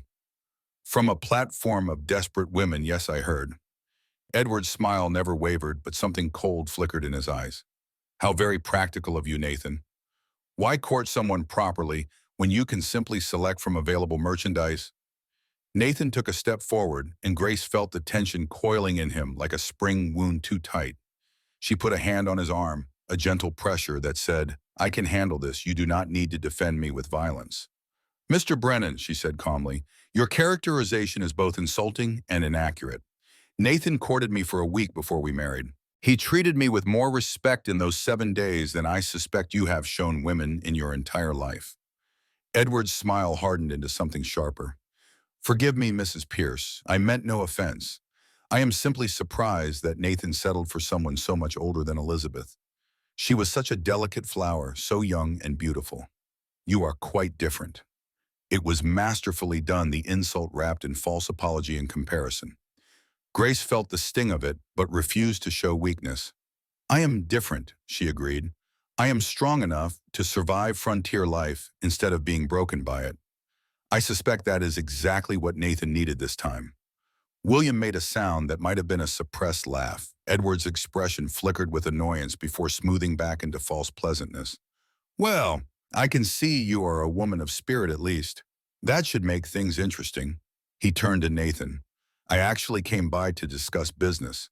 That land dispute we have been having over water rights. I have a proposal that might benefit us both. We can discuss it later, Nathan said flatly. This is not the time. Of course, I understand. Newly married, you want privacy. Edward's smile turned knowing in a way that made Grace want to slap him. I will call on you next week. We can talk then. Unless, of course, you have changed your mind about selling, I am still willing to make a very generous offer. The ranch is not for sale, Edward. It never was, and it never will be. Never is a long time, Nathan. Circumstances change. People change their minds. Edward's gaze slid to Grace again. New responsibilities can make a man reconsider positions he once thought absolute. He mounted his horse with practiced ease, touching his hat in a gesture that mocked courtesy. Mrs. Pierce, it was a pleasure meeting you. I am certain we will be seeing much more of each other. After all, we are neighbors now. He rode away at a leisurely pace, a man who had all the time in the world and knew it. Grace watched him go, a cold feeling settling in her stomach that had nothing to do with the autumn chill. That, William said quietly, went about as badly as I expected. Nathan's hand found Grace's gripping tight enough to hurt before he forced himself to relax his hold. He is going to cause trouble. That was not a social call. That was reconnaissance. He wanted to see you to assess whether you would make me more vulnerable or less. And what did he conclude? Grace asked, though she suspected she knew the answer. He concluded that you are stronger than Elizabeth, which means I am less likely to sell out of grief or desperation, which means he needs to find another angle. Nathan turned to face her fully. Grace, I need you to understand something. Edward is dangerous not because he is violent, but because he is patient and creative. He will look for weaknesses and exploit them. He will try to drive wedges between us to make you doubt me or this marriage or your place here. I am not easily manipulated, Nathan. I know, but I also know Edward, and I am telling you now, whatever happens in the coming weeks, whatever he does or says, I chose you. I married you, and nothing he can do will change that. Grace looked into her husband's eyes and saw fierce determination. There saw a man preparing for battle with the same intensity he must have brought to war. It should have frightened her. Instead, it made her feel protected in a way she had never experienced. Then we face whatever comes together, she said simply, as partners. Nathan pulled her close, heedless of William's presence, and kissed her forehead with a gentleness that contradicted the tension still vibrating through his frame. Together, he agreed, always. But as they walked back to the house, Grace could not shake the feeling that Edward Brennan's visit had been the opening move in a game she did not yet understand, and that before it was over, she would need every ounce of strength and resilience she had developed through 7 rejections and 7 years of survival. The next 3 weeks passed with deceptive calm. Grace fell deeper into the rhythms of ranch life, earning the respect of the hands through consistent competence rather than dramatic gestures. She learned to read weather signs, to judge cattle health at a glance, to mediate disputes between cowboys who had spent too long in each other's company. Nathan watched her with something approaching amazement, as if he could not quite believe his practical arrangement had yielded a wife who exceeded every expectation. Their relationship continued to deepen trust, building through shared work and honest communication, and the simple act of choosing each other again and again in small ways every day. But underneath the domestic contentment ran a current of tension that would not dissipate. Edward Brennan's presence hung over the ranch like storm clouds on the horizon, promising trouble that had not yet arrived but felt inevitable. The blow fell on a Tuesday morning in early November when William came to the office where Nathan and Grace were reviewing supply orders for winter. His face was grim in a way that made Grace's stomach drop even before he spoke. We have a problem, a big one. Nathan looked up from the ledger, his expression instantly alert. What happened? Edward Brennan has been buying up water rights upstream from our property. I just heard from Tom Watson, who sells surveying services. Edward hired him last month to map every creek, stream, and water source within 50 miles of here. Then he started making quiet offers to landowners who control water flow into our territory. William dropped a sheaf of papers on the desk. As of this morning, Edward owns or controls water rights to 3 of the 4 major creeks that feed our southern pastures. If he diverts the flow, those fields will dry up within 2 months. That is grazing land for close to 1,000 head of cattle, a quarter of our herd. The words hung in the air like the echo of artillery fire. Grace watched Nathan's face go rigid, watched his hands curl into fists on the desk, watched fury and helplessness war in his expression. That son of a... Nathan bit off the curse, breathing hard through his nose. He has been planning this for months, since before I even went to the bride selection. This is not retaliation. This is calculated strategy. It gets worse, William said grimly. Edward sent a message this morning. He is willing to drop the water rights claim under one condition. We sell him the southern section of the ranch at 40 cents on the dollar. 40 cents. Nathan's voice was deadly quiet. That land is worth at least $50,000. He is offering 20. Or we can fight it in court, which he knows will take years and cost a fortune with no guarantee we would win. Territorial water law is murky at best. He has lawyers. He has time. He has resources. William's expression was bleak. Boss, I do not see a way out of this that does not cost us dearly. Grace had been listening silently, her mind working through the implications, running calculations in scenarios with the same focus she had once brought to managing her father's failing store. She understood the trap Edward had laid. It was elegant in its ruthlessness. Nathan could not afford to fight a prolonged legal battle, could not afford to lose the southern pastures, could not afford to call Edward's bluff because it was not a bluff. Edward had Nathan cornered and he knew it. But as Grace looked at the papers William had brought, at the maps showing water sources and property boundaries, something crystallized in her mind. A memory of her father explaining business strategy over the store counter, teaching her to think 3 moves ahead to change the game when you could not win by the current rules. What if, she said slowly, both men turning to look at her, we do not fight Edward over water rights at all? Nathan frowned. Grace, we cannot just surrender the southern section. That would cripple the ranch. I am not suggesting surrender. I am suggesting we make his leverage irrelevant. Grace stood and moved to the map spread across the desk, tracing creek lines with her finger.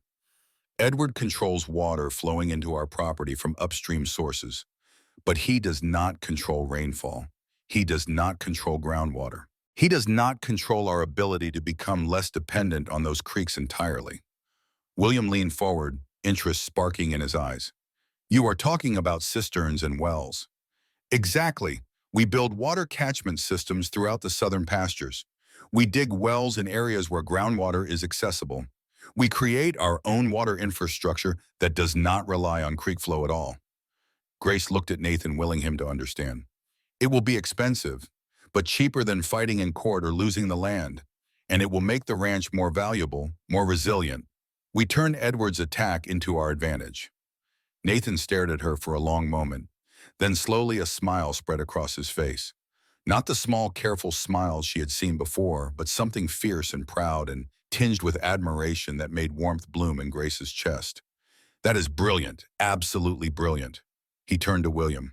How long would it take? How much would it cut out? William was already calculating, his weathered face creased in concentration. If we start immediately, use all available hands, plus hire some temporary labor, we could have basic infrastructure in place before winter shuts us down completely. Wells, cisterns, catchment systems. Cost would be significant, maybe $8,000. But that is a third of what the land is worth, and we would own the improvements outright. And Edward, Nathan's smile turned predatory. Edward would be stuck owning useless water rights to creeks we no longer need. He cannot sell them back to us because we would not buy them. He cannot use them to pressure anyone else because that water does not flow anywhere strategically useful except to our land. He would have spent a fortune acquiring leverage that became worthless the moment we finished building. We do not tell him, Grace added quickly. Let him think we are panicking. Let him think he has won. The longer he believes that, the more committed he becomes to this strategy, the more resources he ties up in something that will ultimately fail. Then when we unveil the wells and cisterns, he will have nothing to show for months of effort except wasted money and wounded pride. William let out a low whistle. Mrs. Pierce, you have a nasty streak. I like it. Nathan was looking at Grace like he was seeing her for the first time, really seeing Merritt, understanding the depths of intelligence and strategic thinking hidden beneath her quiet competence. When I chose you on that platform, he said softly, I thought I was getting a capable partner, someone who could manage a household and keep books. I had no idea I was getting a strategic genius who thinks like a battlefield commander. Grace felt heat rise in her cheeks. I am not a genius, Nathan. I just spent 7 years learning how to survive when the odds were stacked against me. That teaches you to think creatively, to find angles others might miss. Nathan crossed to her and pulled her into his arms, kissing her with a fierceness that made her breath catch and her pulse race. When he pulled back, his eyes were blazing with emotions she could not name but felt echoing in her own chest. Elizabeth would never have thought of this, he said, and there was no comparison in his voice, just simple acknowledgement. She would have cried and begged me to make it go away, even if it meant losing everything. You turn the attack into an opportunity. You find the solution I could not see. I am not Elizabeth, Grace said gently but firmly. And Nathan, you need to stop comparing us. I am here.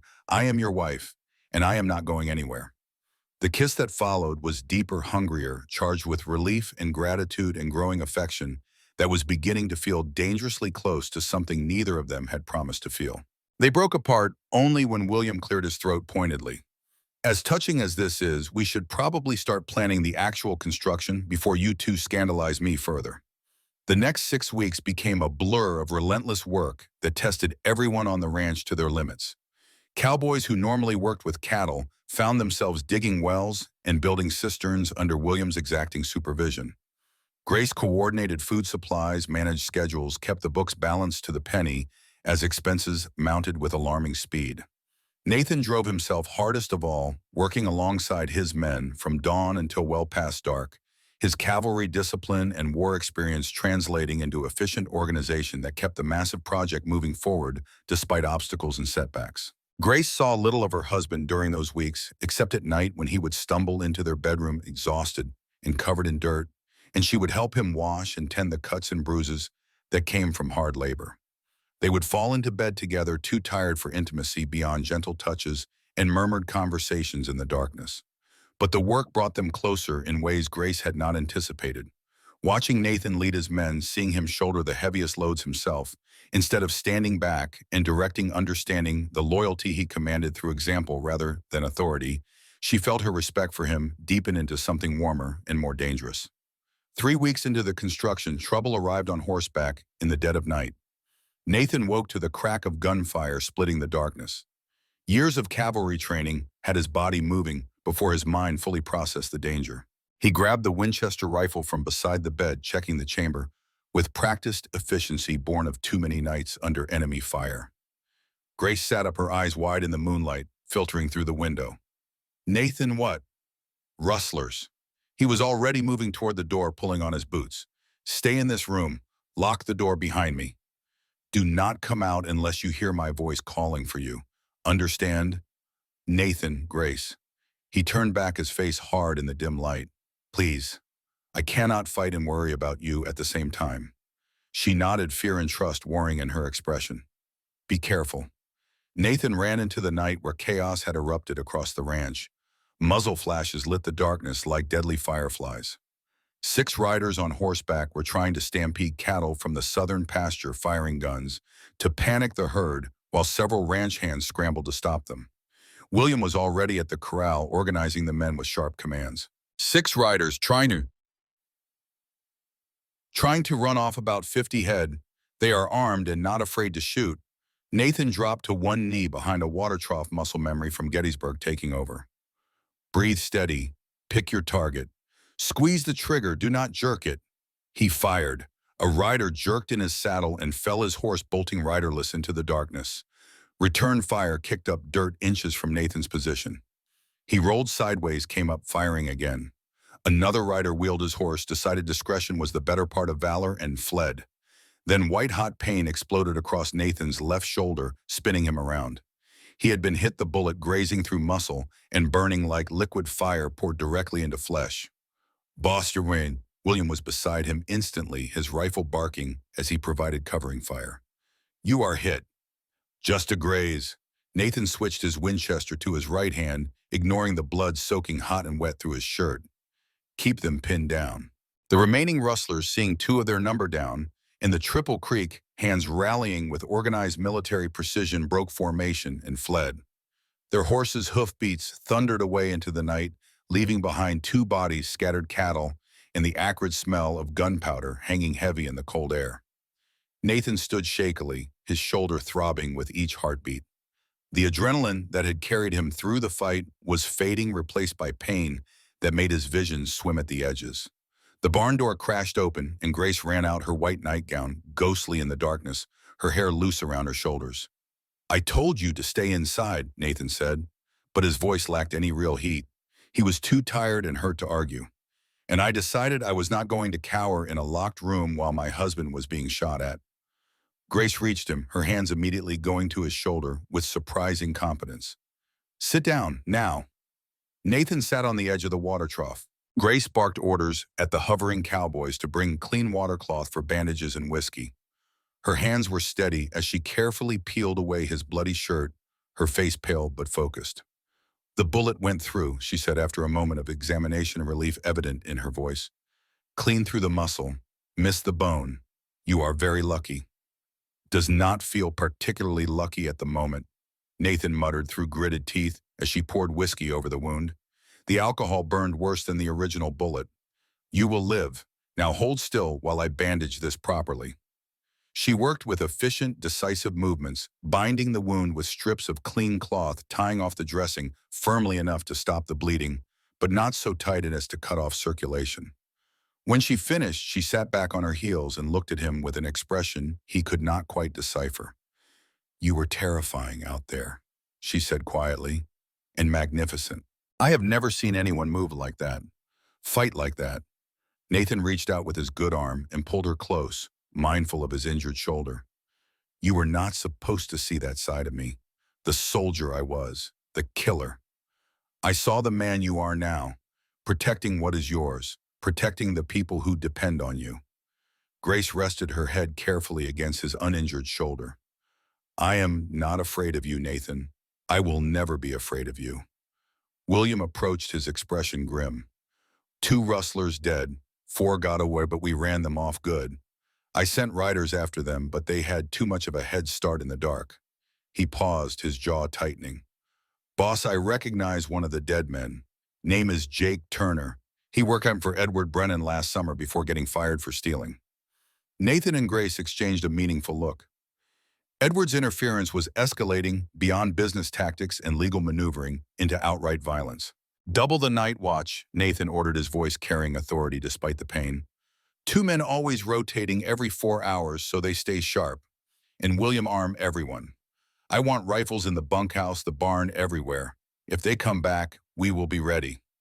Yes, boss. William hesitated. Thank you for being here, for not getting yourself killed. Thank you for standing with me, like always. As dawn began to paint the eastern sky in shades of rose and gold, Grace helped Nathan back to the house. His shoulder ached with a deep, throbbing pain that promised to get worse before it got better, and he knew he would be useless for heavy labor for at least a week, maybe 2.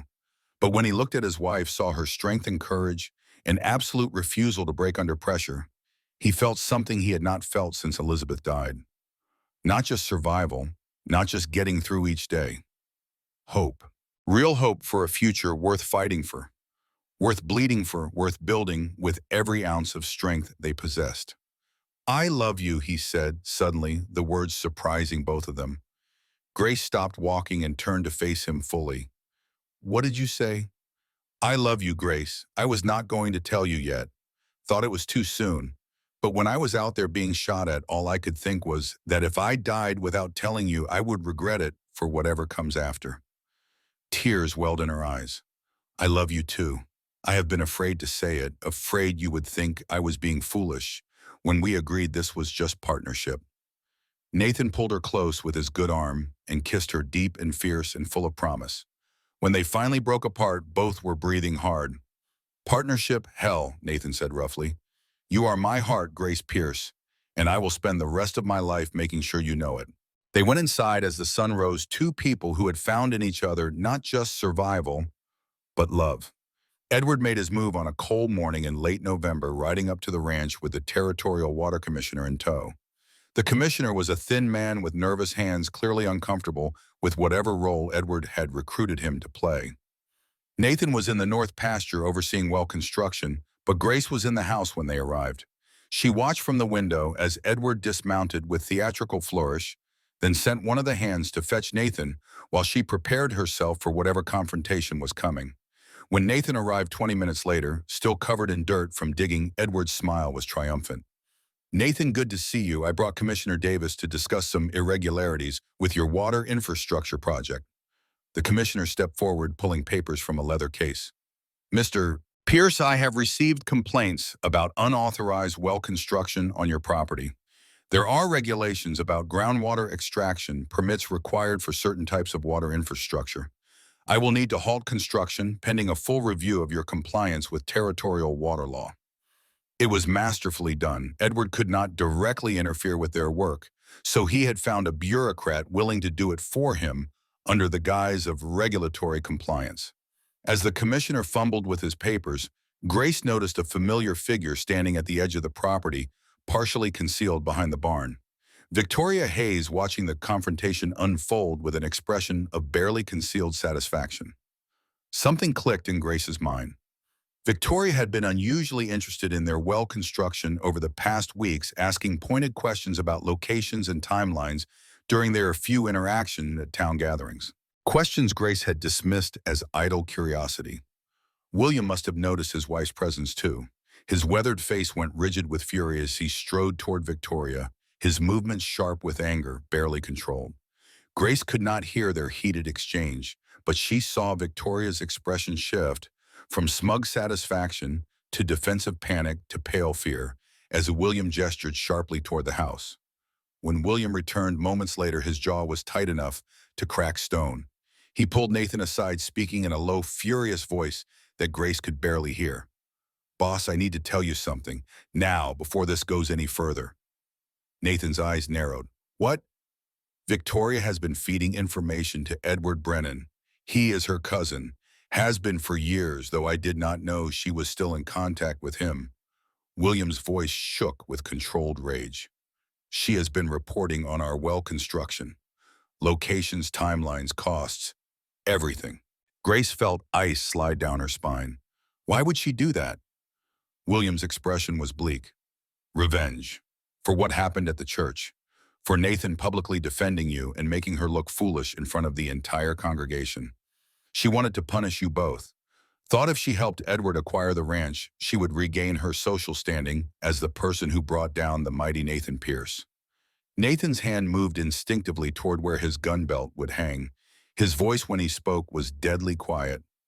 "Your wife tried to destroy everything we built. Everything you helped build." "I know." William looked like he had aged 10 years in the past 5 minutes. "And I will deal with her. But right now we need to handle the commissioner before Edward realizes his information pipeline just got exposed." Nathan's expression went dangerous, the same look Grace had seen when Edward first visited. His hand moved toward his hip, toward where a gun belt would hang if he were wearing one muscle memory from a time when problems were solved with bullets instead of lawyers. Before he could speak, before he could do something that would give Edward exactly what he wanted, Grace stepped forward. "Commissioner Davis, I believe you will want to review these documents before you proceed." She had prepared for this, had spent hours reading territorial water law by lamplight, consulting with a lawyer in Silver Falls, who owed William a favor gathering affidavits and surveys and technical specifications. Now she presented 3 leather folders, each one meticulously organized and labeled. The first contains property surveys showing our wells are entirely on Pierce land, over a mile from any natural watercourse. No possible violation of creek diversion regulations. The commissioner took the folder, flipping through pages with growing uncertainty. The second contains the relevant territorial water law statutes. Section 17, subsection 4, clearly exempts groundwater wells from creek diversion regulations provided they meet certain depth and placement requirements. All our wells exceed those requirements by a significant margin. Grace pulled out the third folder. And this contains sworn affidavits from 3 territorial water engineers certifying our construction meets or exceeds all safety and legal standards. I believe you will find everything is in perfect order, Commissioner. Davis fumbled through the papers, his thin face going pale, as he realized the trap he had walked into. Well, these appear to be in order, but I will need to review them more thoroughly before I can make a final determination. Of course. Take all the time you need. Grace's voice was pleasant, almost sweet. But Commissioner, I should mention that filing false complaints with a territorial officer is a criminal offense under Montana law. Making false statements in an official capacity can result in fines or imprisonment. I am certain you were not aware of this when Mr. Brennan approached you with his concerns. Were you? The commissioner's eyes widened. He looked between Grace and Edward, understanding dawning that he had been used as a pawn in a game with stakes he had not fully appreciated. I, I will need to conduct my review and get back to you, but based on preliminary examination, I find no immediate violations here. Construction may continue. He practically fled to his horse, mounting with clumsy haste and riding away before Edward could say anything to stop him. Edward's mask of charm had finally cracked, revealing cold fury beneath. He turned to Grace with eyes that held calculation and something darker, something that made Nathan step closer to his wife in instinctive protection. You think you are clever, Mrs. Pierce? I think I am thorough, Grace replied calmly. Unlike you, I do not make moves without understanding all possible consequences. This is not over. Yes, Grace said quietly, but with absolute conviction. It is. You lost Mr. Brennan. You invested months of effort and significant resources into acquiring water rights that are now worthless to you. You cannot sell them back to us because we do not need them. You cannot leverage them against anyone else because that water does not flow anywhere strategically useful. And you have now exposed yourself as willing to abuse governmental processes for personal gain, which I have thoroughly documented. She took a step forward, and Edward actually stepped back as if her calm certainty was more threatening than Nathan's barely controlled rage. If you ever interfere with this ranch again, if you ever attempt to sabotage our operations or manipulate officials or harm my husband's business in any way, I will pursue criminal charges and civil damages. I have witnesses. I have evidence. I have everything I need to destroy your reputation in this territory. Are we clear? Edward's jaw worked soundlessly for a moment. Then, his carefully maintained control finally snapping, he turned to Nathan with fists clenched and rage distorting his handsome features. You smug bastard. You think you have won. You think this nobody you picked up from a reject platform makes you untouchable. Nathan stepped forward to meet the threat, his body language shifting into something dangerous and coiled. I know I have won, Brennan. The question is whether you are smart enough to accept it and walk away. To hell with walking away. Edward swung. Nathan blocked the punch with reflexes honed in cavalry training, old combat instincts, snapping into place like muscle memory. Edward was younger by a few years, but Nathan had survived Gettysburg. He knew how to fight, knew how to take pain and keep moving, knew how to finish what other men started. They grappled like men with 15 years of rivalry to settle trading blows that landed with meaty thuds. Edward caught Nathan with a hit to the ribs that drove the air from his lungs. Nathan responded with a solid punch to Edward's jaw that sent the younger man stumbling backward. William moved to intervene, but Grace held out a hand to stop him. Let them finish it. The ranch hands formed a rough circle around the combatants, watching in silence, as their boss and his rival settled accounts with fists instead of lawyers. Edward charged forward, tackled Nathan around the waist. They went down in the dirt, rolling each trying to gain advantage. Nathan got an elbow free, drove it into Edward's ribs. Edward grunted in pain but held on, landing a punch to Nathan's still healing shoulder wound. Pain exploded white-hot through Nathan's arm. He roared fury, overriding the hurt, and threw Edward off with sheer strength. Both men climbed to their feet, breathing hard, bleeding from split lips and scraped knuckles. Had enough? Nathan asked, circling. Not even close. Edward lunged again. This time Nathan was ready. He sidestepped, caught Edward with an uppercut that had all his weight behind it. Edward's head snapped back, and he dropped like a felled tree, hitting the dirt hard and not getting up. Nathan stood over him, chest heaving, knuckles bleeding. This ends now, Brennan. You lost. The ranch, the water rights, everything. Accept it and move on with whatever dignity you have left, or next time I will not stop at fists.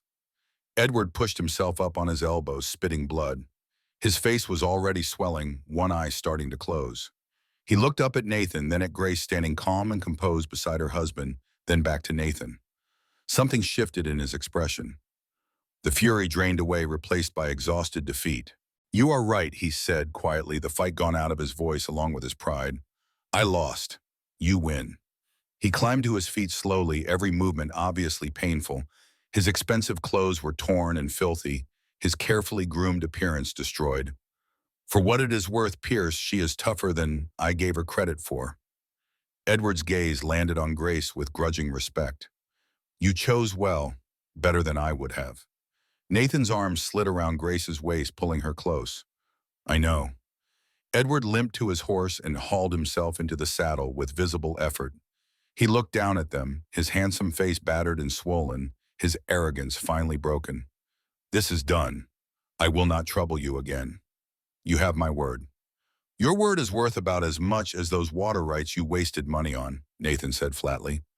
But if you keep it, we will have no further problems. Break it, and what happened today will seem gentle by comparison. Edward nodded, once touched his split lip gingerly and rode away. Not at a gallop this time, but at a slow, painful walk that spoke of a man thoroughly defeated. For a long moment, Grace and Nathan stood together in the yard watching him go. But before they could speak, William approached with Victoria in tow. The woman's face was tear-streaked, her usual composure completely shattered. She looked small, diminished, nothing like the imperious social arbiter who had tried to humiliate Grace at the church. She has something to say. Hey, William said, his voice hard as iron. Say it, Victoria. Victoria's hands twisted together, her eyes fixed on the ground.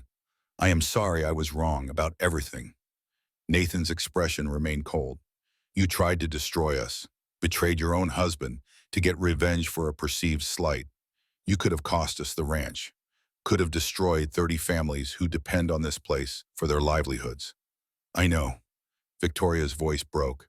I was angry, humiliated. I have controlled the social order of Silver Falls for 20 years, and you made me look foolish in front of everyone.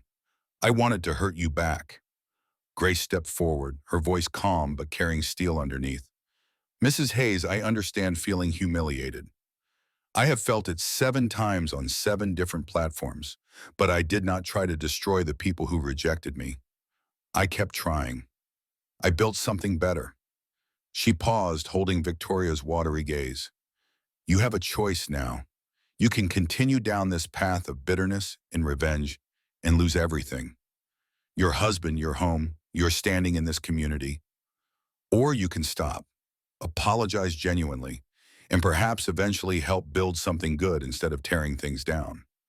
Victoria looked up, meeting Grace's eyes for the first time. How can you even speak to me civilly after what I tried to do? Because holding on to anger would only poison me, Grace said simply. I choose not to carry that weight. But Mrs. Hayes, this ends now, completely.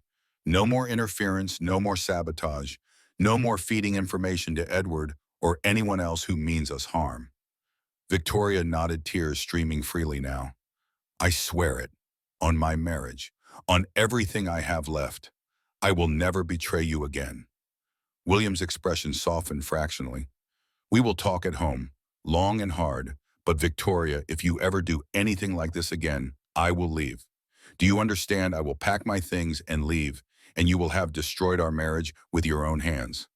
The threat landed like a physical blow. Victoria swayed slightly, then straightened her spine with visible effort. I understand, and I am truly deeply sorry. She turned and walked toward the wagon with slow, defeated steps. William watched her go, then turned back to Nathan and Grace. I will stay on as foreman if you will have me boss, but I understand if you want me to leave. She is my wife. Her actions reflect on me. Nathan was quiet for a long moment. Then he extended his hand. You are not responsible for her choices, William. You have been loyal to this ranch for 15 years. One person's betrayal does not erase that. Stay. Help us finish what we started. William shook Nathan's hand, relief evident in his weathered face. Thank you, boss. I will make certain she never causes trouble again. As William drove away with Victoria huddled in the wagon seat beside him, Grace leaned against Nathan's solid warmth. Do you think she meant it, the apology? I think she is terrified enough for right now to mean it, Nathan replied. Whether that lasts once the fear fades, we will see. But we will be watching, and she knows it. Then Nathan turned to her, and the expression on his face made her breath catch. Where did you learn to do that? My father. Before his business failed, before everything fell apart, he taught me how to read contracts and understand law and think strategically about business. Grace smiled slightly. I just never had occasion to use those skills until now. William had emerged from the barn during the confrontation. Now he approached with a grin, splitting his weathered face. Mrs. Pierce, that was the finest piece of strategic warfare I have seen since Gettysburg. You did not just beat him. You dismantled him. Nathan pulled Grace close, burying his face in her hair, and she felt a tremor running through him. Not fear, but relief so profound it shook his entire frame. When I chose you, he said roughly, I thought you were strong. I thought you were resilient. But Grace, you are so much more than that. You are fierce and brilliant and absolutely terrifying when you want to be. He stopped, the words catching in his throat. Grace looked up at him, saw emotions warring in his storm gray eyes, saw him struggling with feelings he had not expected and did not know how to name. It is all right, she said gently, rising on her toes to kiss him softly. We have time. There is no rush. But as they walked back to the house together, Grace's hand clasped firmly in Nathan's. She felt something shifting between them. Something that had started as practical partnership and grown through shared challenges into genuine affection. And if she was not careful, if she let herself hope too much, it might become the one thing neither of them had promised or expected: love. Spring arrived at the Triple Creek Ranch with a violence that surprised Grace even after 5 months of Montana winters.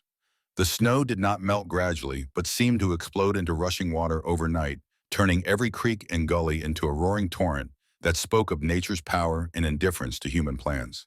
Grace stood on the porch in the early March morning, watching the sun paint the distant mountains in shades of rose and gold. 5 months married, it felt simultaneously like forever and no time at all. The woman who had stood on that platform in September, desperate and invisible, felt like a stranger now. Someone Grace had been, but no longer was. She had changed in ways both subtle and profound. Her hands were rougher now, calloused from work. Her skin had been weathered by wind and sun until she looked more like a frontier woman than the city-bred teacher she had been. But the real changes ran deeper.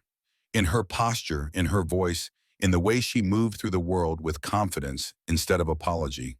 Nathan had done that, or rather Nathan had created the space for her to become who she had always been capable of being. He treated her like an equal, valued her opinions, trusted her judgment, and in doing so had given her permission to trust herself. The sound of hoofbeats pulled her from her thoughts. A rider was approaching from town, moving fast, and Grace felt her stomach tighten with familiar anxiety. Fast riders usually meant trouble. Letters from lawyers, telegrams about market crashes, news of deaths or disasters. But when the rider drew close enough to see clearly, Grace recognized him as the territorial mail carrier, a young man named James who made the circuit between settlements every 2 weeks. He reined in at the porch, tipping his hat respectfully. Morning, Mrs. Pierce. Got a letter for you. Came all the way from Boston. Figured it might be important. Grace took the envelope with hands that had started trembling for reasons she could not immediately identify. The address was written in unfamiliar handwriting, addressed to Miss Grace Hartford at the Triple Creek Ranch, her maiden name. Someone from her past then. Someone who did not know she had married. Thank you, James. Would you like some coffee before you ride on? Much obliged, ma'am, but I got 6 more stops before nightfall. You take care now. He rode away, leaving Grace alone with the letter clutched in her hand. She stared at the postmark. Boston. Not Philadelphia, but close enough to make her throat tighten with old fear. For a moment she considered throwing it away unread. Whatever it contained, it was from a life she had left behind, from a past she had spent 7 years trying to outrun. Nothing good could come from opening doors she had worked so hard to close. But Grace had learned that running from truth never worked. Truth had a way of catching up, and better to face it on your own terms then have it ambush you when you were unprepared. She broke the seal and unfolded the letter. The handwriting was masculine, educated, vaguely familiar in a way that made her heart pound even before she read the first line. Dear Grace, I hope this letter finds you well, though I imagine you are surprised to hear from me after all these years. I am writing because Mother has passed away. Consumption peacefully in her sleep. She was living with me and Sarah here in Boston these past 2 years after we moved from Philadelphia. Before she died, she asked me to find you, to tell you that she forgave you for the scandal, that she understood why you had to leave Philadelphia, that she never stopped hoping you would come home. Grace, it has been 7 years. 7 years since the Whitfield incident. 7 years since you had to flee to escape the shame and gossip that would have destroyed you if you had stayed. I do not know what life you have built in the territories, but I wanted you to know that Mother loved you until her last breath. And so do I. If you ever want to come home to Philadelphia or to Boston to family, you would be welcome. The scandal has long been forgotten. William Whitfield married someone else years ago. No one even remembers your name in connection with that whole sordid affair. Please write back, even if just to let me know you are alive and well. Your brother, Thomas Hartford. The letter fell from Grace's nerveless fingers, floating to the porch boards like a white flag of surrender. She stood frozen, the words echoing in her mind with the force of artillery fire. The scandal, the Whitfield incident, 7 years of running, and it still had the power to make her hands shake and her chest constrict with remembered shame. She had never told Nathan. In all their conversations, all their growing intimacy, she had never mentioned Philadelphia or William Whitfield, or the reason she had ended up on 7 different bride platforms, being rejected by men who somehow sensed she carried damage too deep to ignore. And now her past had found her in the form of a letter from a brother who thought he was offering comfort, but was actually threatening everything she had built. Grace did not realize she was crying until Nathan's voice cut through her spiraling thoughts. Grace, what is wrong? She turned to find her husband standing in the doorway, his face creased with concern. He had been working in the barn, still wore the work clothes that smelled of horse and hay and honest labor. The sight of him solid and real and hers made something break open in Grace's chest. I need to tell you something, she said, her voice shaking. Something I should have told you before we married, but I was afraid. Nathan crossed to her in 3 long strides, his hands settling on her shoulders with gentle firmness. Tell me what... So Grace told him. She picked up the letter with trembling fingers and handed it to him, then watched his face as he read. Watched comprehension dawn, watched his expression shift from confusion to understanding to something she could not quite identify. When he finished reading, he folded the letter carefully and set it aside. Then he pulled Grace into his arms, holding her against his chest while she shook with the force of emotions she had kept buried for 7 years. Tell me all of it, he said quietly, from the beginning. And Grace did. She told him about Philadelphia, about being 24 and engaged to William Whitfield, the wealthy merchant's son, whose family considered her beneath their station. About her father's general store, failing debts, mounting creditors circling like vultures. About her father's sudden death, leaving her alone with nothing but obligations she could never repay. She told him how William's family had demanded he break the engagement, how William had been too weak to stand up to them. How they had spread rumors that Grace had been a fortune hunter, had seduced their son for his money, had deliberately trapped him with promises of love while hiding her family's financial ruin. The scandal destroyed me, Grace said, her voice muffled against Nathan's shirt. I could not find work, could not show my face in society. My own mother believed the lies at first before she understood the truth. My brother Thomas sided with the Whitfields, thought I had embarrassed the family. She pulled back to look at Nathan's face, needing to see his reaction. I fled Philadelphia with $20 and my dignity in tatters. I have spent 7 years running from that shame, standing on platforms where men looked at me and somehow knew I was damaged goods. And I never told you because I was terrified you would see me differently, that you would think you had made a mistake choosing me. Nathan was quiet for a long moment, his storm gray eyes searching her face. Grace braced herself for disappointment, for anger at the deception, for the withdrawal of trust she had worked so hard to earn. Instead, Nathan cupped her face in both hands, his touch infinitely gentle. Let me make sure I understand, he said slowly. You were engaged to a man who abandoned you when your father died. His family slandered you to protect their precious reputation. You fled to save yourself from complete destruction. And you think this makes you damaged goods? Grace nodded, not trusting her voice. Grace, Nathan's voice was firm but tender. That man was a coward. His family was cruel. And you survived 7 years of hell because you refused to break. This does not change how I see you. If anything, it makes me love you more. The word hung between them like a lightning strike. Love. He had said love. Grace's breath caught. What? Nathan seemed to realize what he had said. Color rose in his weathered cheeks, but he did not look away, did not try to take the word back. I was not going to tell you yet. Thought it was too soon that you would think I was just being sentimental. But Grace, somewhere over these past 5 months, partnership became something more. I fell in love with your strength and your intelligence and the way you face everything without flinching. His thumbs brushed away tears she had not realized were falling. Your past does not change that. You are not damaged goods. You are a woman who survived betrayal and kept trying anyway. That is the opposite of damage. That is courage. Grace felt something inside her chest that had been frozen for 7 years begin to thaw. I love you too, she whispered. I have been so afraid to say it, afraid you would think I was being foolish or romantic when we agreed this was just partnership. To hell with what we agreed, Nathan said roughly and kissed her. It was different from their previous kisses, not gentle or exploratory or even passionate in the physical sense. This was a claiming, a promise, a declaration that they had moved beyond practical arrangement into something deeper and more profound. When they finally broke apart, both breathing hard, Nathan rested his forehead against hers. What do you want to do about the letter about your brother? Grace thought about it, about the life she had fled and the life she had built, about Thomas's offer to come home as if home was Philadelphia or Boston, instead of this ranch, this man, this future they were creating together. I want to write back, she said slowly. I want to tell Thomas that I am sorry Mother died without reconciliation, that I wish I could have said goodbye, but that my home is here now, with you, that I am not the woman who fled Philadelphia.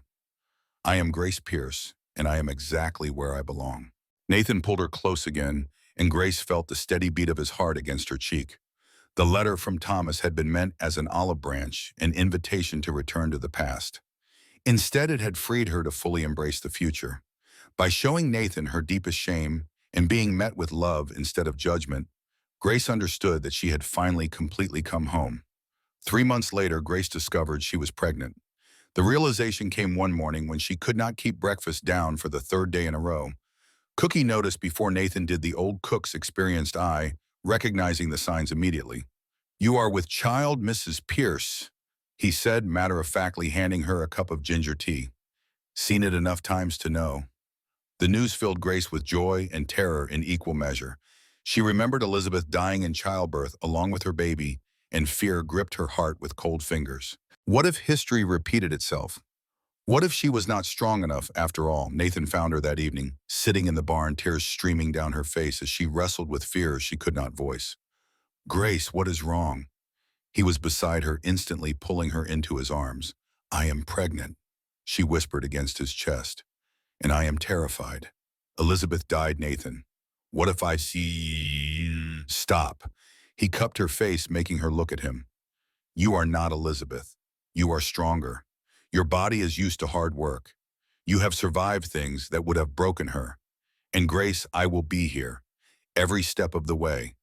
I will not fail you the way I failed her. You did not fail Elizabeth. Maybe not, but I will not make the same mistakes twice. Whatever you need, whenever you need it, you have only to ask. His gray eyes held fierce determination. We are going to get through this together, you and me and this child. The pregnancy progressed through summer and fall into winter. Grace worked as long as her body allowed, then accepted help when she needed it without shame. Nathan was attentive without being smothering and protective without being controlling. Their daughter was born in early March of the following year, after a long labor that tested Grace's endurance but ended safely. Nathan held his wife's hand through every contraction, refusing to leave even when the midwife suggested he might be more comfortable waiting elsewhere. When the baby finally arrived healthy and squalling with impressive lungs, Nathan cried openly, "She is perfect. You are perfect. Thank you." They named her Elizabeth, honoring the woman who had come before acknowledging that both women had shaped Nathan into the man he had become. The baby had Grace's gray-green eyes and Nathan's determined chin, and she fit into their lives like she had always been meant to be there. Holding her daughter for the first time, Grace understood what legacy truly meant. Not just schools or ranches or water infrastructure, but the continuation of hope and love and resilience into the next generation. 20 months later, their son was born. Thomas Hartford Pierce, named for Grace's brother, who had finally fully reconciled with his sister through years of correspondence. The boy had Nathan's storm gray eyes and his mother's stubborn refusal to give up on anything. The children brought laughter back to the ranch house, filling rooms that had been silent for too long with the sounds of life and messy, chaotic love. The next 8 months passed in a rhythm of work and weather and deepening partnership that transformed into love so gradually that Grace could not pinpoint the exact moment everything changed. She only knew that by November, a full year after Edward Brennan's defeat, she woke each morning grateful for the life she had built and the man sleeping beside her. The ranch thrived under their joint management. The wells and cisterns had proven their worth during a dry summer, keeping the southern pastures green, while neighboring ranches struggled with drought. Nathan's reputation as a progressive rancher spread, and other operations began adopting similar water management strategies. Grace had become indispensable to the running of the household and the ranch finances. She negotiated supply contracts with a shrewdness that saved thousands of dollars annually. She mediated disputes among the hands with fairness that earned their respect. She transformed the Triple Creek from a successful business into a genuine home where men worked not just for wages, but because they felt part of something meaningful. And through it all, her relationship with Nathan deepened in ways that surprised her daily. They talked for hours in the evenings, sharing thoughts and fears and dreams they had never voiced to another living soul. They laughed together, worked together, made love with increasing passion and tenderness. They had become partners in every sense that mattered. But more than that, they had become friends, companions, two people who had survived their own individual hells and found in each other not rescue, but recognition. It was on a cold evening in late November, exactly 1 year and 2 months after their wedding, that Nathan pulled Grace into his office after supper. The fire crackled in the fireplace, casting dancing shadows on the walls. "I have been thinking about something," Nathan said, settling into his chair and pulling Grace down to sit on his lap, a casual intimacy that had become second nature. "About the old barn on the north section." Grace rested her head on his shoulder, breathing in the familiar scent of him. Leather and soap and something essentially Nathan. "What about it?" "It is not being used for anything important, just storage for equipment we rarely need. And I was thinking, what if we converted it to a schoolhouse?" Grace pulled back to look at him, surprise and hope warring in her chest. "A school? You were a teacher once. These ranch children need education. Most of them can barely read or write because their parents do not have time to teach them, and the nearest school is 15 miles away in Silver Falls." Nathan's expression was serious intent. "I want you to have something that is yours, Grace. Not just being my wife or managing the household. Something that is your legacy, your purpose beyond this ranch." Tears pricked Grace's eyes. "Nathan, that would be expensive. The materials, the books, my time away from ranch duties. Worth every penny, worth everything." He cupped her face, his work-roughened hands gentle against her skin. "When I chose you on that platform, I thought I was solving a problem. Getting someone to help run this place. But Grace, you have given me so much more than I ever expected. You have made this house a home. You have made me remember what it feels like to hope for the future instead of just surviving day to day." His gray eyes held hers with an intensity that made her breath catch. "Let me give you this. Let me help you build something that will outlast both of us. Something that will change lives the way you changed mine." Grace kissed him, then pouring into the gesture everything she felt but could not find words adequate to express. When they finally broke apart, she was smiling through tears. "Yes, yes, I want to do this." They spent the winter planning. Nathan had the barn dismantled and rebuilt with windows for light, a wood stove for heat-proper benches and desks constructed by the ranch hands who had come to care for Grace as one of their own. Grace ordered books from catalogs, designed curriculum, spread word to neighboring ranches that come spring there would be a school for any children whose families wanted education. By March, when the snow began to melt and the world turned green again, the Silver Falls School was ready to open its doors. 15 students showed up that first day, ranging in age from 6 to 14. Children from ranching families who had never had access to formal education, who could print their names but little else, who looked at books like they were magic. Grace stood in front of them, her heart full to bursting, and understood that this was what she had been meant to do all along. Not just survive, but build. Not just endure, but create. Not just be chosen, but choose her own purpose and pursue it with everything she had. Nathan visited the school regularly, sometimes teaching the older students practical mathematics, using ranch accounts as examples, sometimes just sitting in the back and watching his wife transform children's lives one lesson at a time. The community response was overwhelmingly positive. Women who had initially been skeptical of Grace now sought her advice on managing households and dealing with difficult husbands. Men who had questioned Nathan's choice now admitted he had shown remarkable wisdom in marrying a woman of substance rather than settling for surface beauty. Even Victoria Hayes Williams' wife had become an unlikely ally. She donated books to the school, used her social connections to secure territorial funding for educational materials, and worked alongside Grace to expand the program. One afternoon in late spring, Victoria pulled Grace aside after a school board meeting. "I owe you an apology," Victoria said, her voice lacking its usual sharp edge. "When you arrived, I saw you as less than, not good enough for this community, certainly not good enough for Nathan. I was wrong about everything."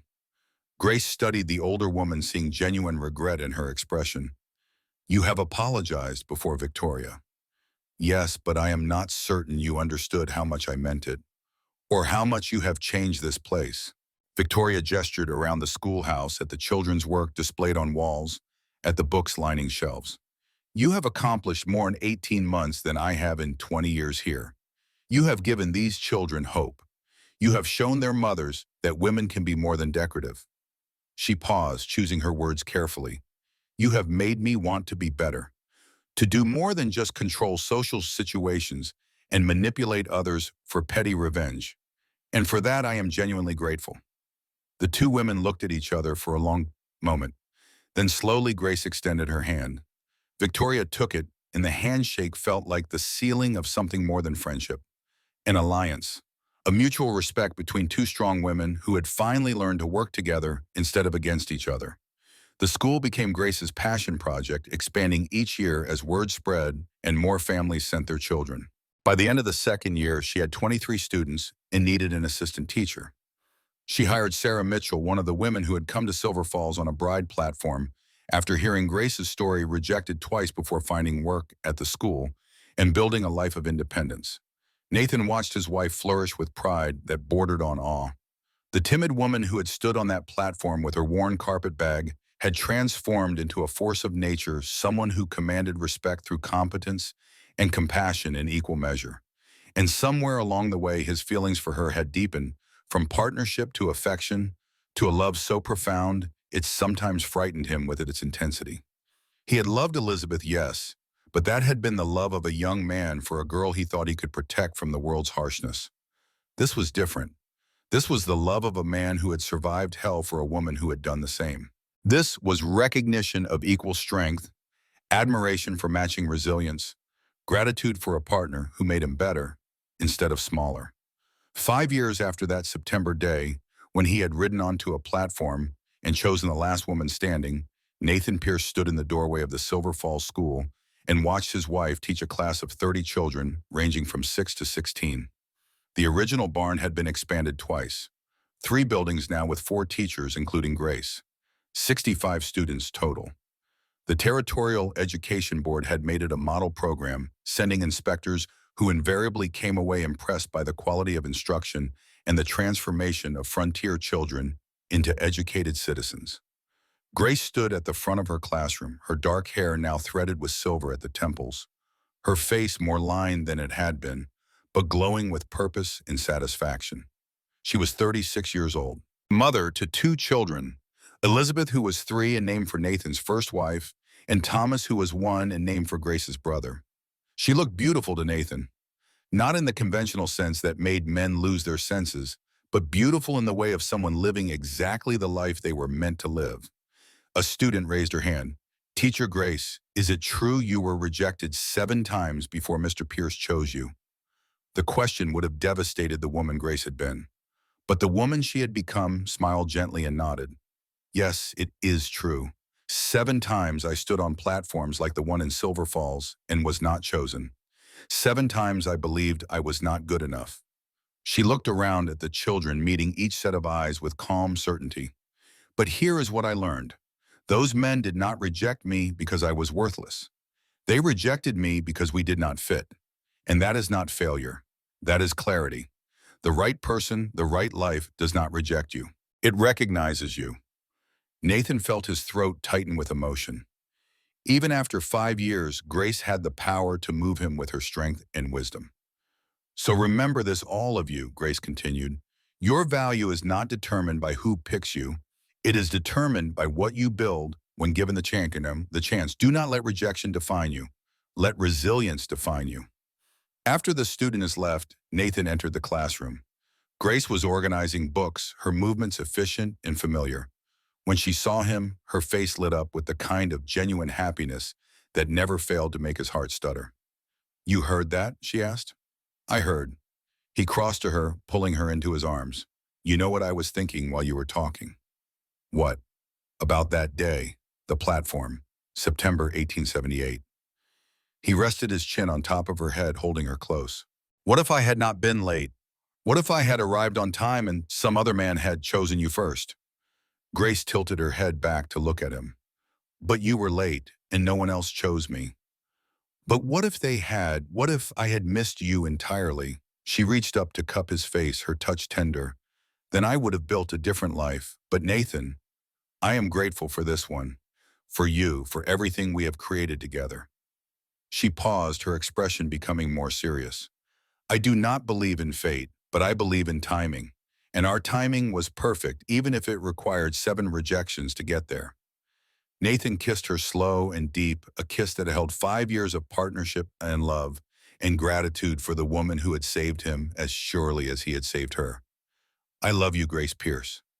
I love you too. Thank you for being late that day. Thank you for seeing me. Thank you for not giving up. Thank you for being exactly who you are." They stood together in the empty schoolhouse, 2 survivors who had found in each other not completion, but complementation. 2 whole people who had chosen to build a life together and in doing so had created something that would outlast them both. That evening, as they prepared for bed, Grace showed Nathan a letter that had arrived that afternoon. It was from the Territorial Education Board offering her a position as Regional Education Coordinator.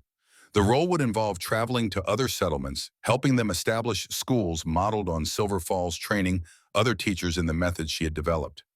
"What do you think?" she asked, uncertain for the first time in years. Nathan read the letter carefully, then looked at his wife with pride shining in his eyes. "I think you should accept. I think the world needs what you have built here. And Grace, I think you have earned the right to share your legacy with everyone who needs it. It would mean time away from the ranch, from you and the children. We will manage. William can handle more of the day-to-day operations. The children have a mother who is changing the world. That is a gift, not a sacrifice." He pulled her close. "You stood on 7 platforms and were rejected because those men could not see your worth. Now the entire territory is asking you to lead. How could I possibly say no to that?" Grace accepted the position.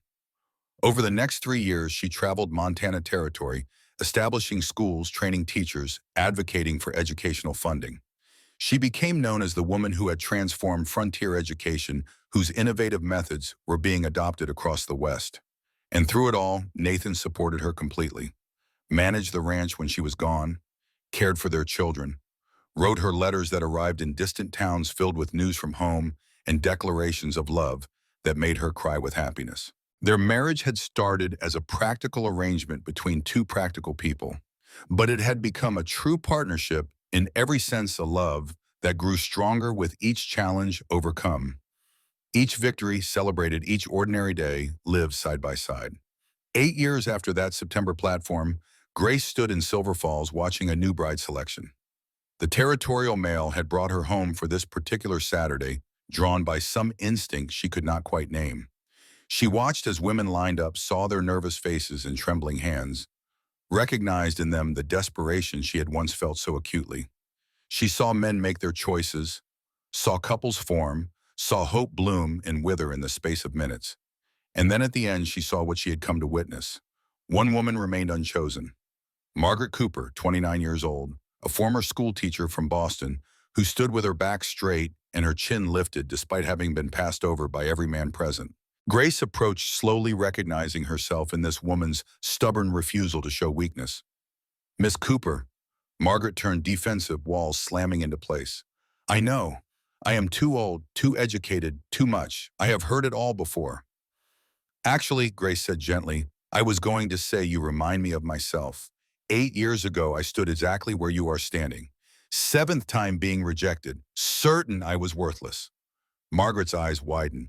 "You are Grace Pierce, the school teacher who married Nathan Pierce." "I am the woman who refused to give up," Grace corrected. "Just like you. Tell me, Miss Cooper, what do you really want?" Margaret's facade cracked slightly. "I want to teach, to use my education. Matter." "Then stop waiting for a man to give you permission." Grace pulled a card from her pocket, the official seal of the Territorial Education Board embossed in the corner. "Come work with me. I need assistant teachers in 3 different settlements. Build your own life. Choose yourself, Margaret. That is real power." Before Margaret could respond, the sound of hoofbeats drew their attention. A rider was approaching, moving with controlled urgency. When he drew close enough to see clearly, Grace recognized Dr. James Carter, the territory's circuit physician, a widower with 3 young children in a medical practice that desperately needed help. He dismounted and approached the platform, his eyes finding Margaret immediately. "You are still available." His voice was rough from long days riding between patients. Margaret straightened, caution warring with hope. "Yes, though I should warn you, I am educated, opinionated, and terrible at being decorative." To Grace's surprise, Dr. Carter laughed. "Perfect. I need someone who can keep medical books, assist with patients, and teach my children. Decorative is useless to me. Capable is invaluable." He held out his hand. "Would you be willing to court with intention of marriage?" Margaret looked at Grace, who nodded encouragingly. Then she placed her hand in the doctor's. "Yes, yes, I would." Grace watched them walk away together, saw the beginning of something that might become what she and Nathan had built. And she understood why she had been drawn here today. To witness the full circle. To see another woman get the chance she had been given. To know that her legacy was not just the schools she had established or the children she had taught, but the example she had set. That resilience mattered more than beauty. That strength was more valuable than youth. That a woman rejected 7 times could still build a life worth living. That evening, Grace returned to the Triple Creek Ranch to find Nathan waiting on the porch, their children playing in the yard, under the watchful eye of a ranch hand. When he saw her, his face lit up with the kind of joy that never dimmed, even after 8 years of marriage. "How did it go?" he asked, pulling her into his arms. "Exactly as it was supposed to." Grace kissed him, then stepped back to watch their children. Elizabeth, now 7, was teaching 5-year-old Thomas how to read from one of Grace's old primers. The sight made her heart swell with love and pride. "Do you ever think about that day?" she asked Nathan. "The platform every day." He wrapped his arms around her from behind, resting his chin on her shoulder. "I think about how close I came to missing you. How a train delay and stubborn determination led me to the exact right place at the exact right time." 7 rejections led me there, Grace said softly. "Every failure was clearing the path to you." They stood together in the fading light, watching their children, feeling the weight and beauty of the life they had built from broken pieces. Grace thought about the woman she had been standing on that platform with nothing but $17 and fading hope. She thought about how that woman would never have believed this future was possible. A loving husband, beautiful children, meaningful work, a legacy that would outlast her mortal years. 7 rejections, 7 platforms, 7 times told she was not enough. And one man who had looked past everything the world said she lacked and seen everything she truly was. Nathan turned her into his arms, his gray eyes holding hers with the same intensity they had that first day. I love you, Grace Pierce. Thank you for standing on that platform one more time. Thank you for not giving up. I love you too. Thank you for being late. Thank you for choosing me. Best decision I ever made. They kissed as the sun set over the Montana grasslands, two souls who had been broken by life and betrayal and loss, who had found in each other not rescue, but recognition, who had built from their combined ruins something beautiful and lasting and true. Inside the house, Grace's journal lay open on her desk. The final entry written that morning captured everything she had learned in 8 years of transformation. They called me unwanted, invisible, too old, too plain, too much. But I was not unwanted. I was waiting for a life that valued resilience over beauty, purpose over perfection, partnership over possession. I was rejected 7 times. Each rejection felt like death. But now I understand. Those were not endings. They were preparation. Every platform that passed me over was clearing the path to the life I was meant to live. Every man who did not choose me was making space for the one who would. I was not unwanted. I was waiting for Nathan, and he was waiting for me. This is my legacy. Not that I was chosen, but that I kept choosing myself. That I turned 7 rejections into a foundation for hundreds of women to build their own lives. We are not defined by who wants us. We are defined by what we do when the world says we are not enough. We stand up. We try again. We build legacies. And we teach the next generation that they are wanted, valuable enough exactly as they are. The 8th choice is coming. Keep standing. 20 years later, Grace Pierce sat in the main schoolhouse of what had become the Silver Falls Educational Institute, a sprawling campus that served over 200 students annually. She was 51 years old, her hair completely silver now, her face deeply lined by decades of Montana sun and wind. But her eyes remained sharp, her mind keen, her passion for teaching undiminished by the passage of time. A young woman knocked on her office door. Grace looked up from the stack of papers she had been reviewing and smiled. "Come in, Sarah." Sarah Mitchell now. Sarah Brennan, after marrying Edward's younger brother. In a twist of irony, no one could have predicted, entered with a nervous expression. She was 32, had been teaching at the Institute for 10 years, and was one of Grace's most trusted colleagues. "There is a woman here to see you. She says she heard about you from a newspaper article. She has been on bride platforms 4 times. She is thinking about giving up. I thought maybe you could talk to her." Grace stood her joints protesting after hours sitting at her desk. "Of course. Send her in." The woman who entered was perhaps 27, thin and worn down by repeated rejection. But Grace saw something in her eyes. That same stubborn spark that refused to be extinguished. They talked for an hour, shared her own story, the full truth of 7 rejections and 1 unexpected choice that had changed everything. She talked about building a life of purpose when romance seemed impossible, about finding strength in survival, about the value of persistence. When the woman left, she was not smiling exactly, but her shoulders were straighter, her expression more hopeful. Grace watched her go and felt satisfaction settle warm in her chest. This was what she had been meant to do. Not just teach children to read and write, but teach women to value themselves, to keep trying, to understand that rejection was not a measure of worth, but a sorting process leading them toward the life they were meant to live. That evening, Grace rode home to the Triple Creek Ranch where Nathan was waiting, as he had waited every evening for 20 years. His hair was white now, his face deeply creased, but his gray eyes still held the same intensity that had captured her heart on a September platform 2 decades ago. Their children were grown. Elizabeth was married to a neighboring rancher, expecting their first grandchild. Thomas was studying law in Denver, determined to become a territorial judge. The ranch had grown beyond Nathan's wildest dreams, now employing 60 men and spreading across 20,000 acres. William Hayes had retired 5 years earlier, his own children now managing portions of the operation. But through all the changes and growth and passage of time, one thing remained constant. Grace and Nathan, partners in every sense, still choosing each other every single day. Nathan helped her down from her horse, his touch gentle, despite hands gnarled by arthritis. Long day. Good day. A woman came who needed to hear that rejection is not the end. "You told her about the 7 platforms." "I did. She needed to know it is possible to keep going." They walked to the house together, moving slower than they once had, but still side by side. Inside, the walls were covered with photographs and certificates and memories of a life fully lived. That night, as they prepared for bed, Nathan pulled Grace into his arms with the same tenderness he had shown on their wedding night 20 years earlier.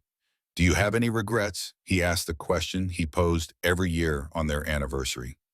Grace thought about the question seriously, as she always did, thought about the life she might have had if any of those 7 men had chosen her instead, thought about the paths not taken, the futures that had died on various platforms across the Western territories.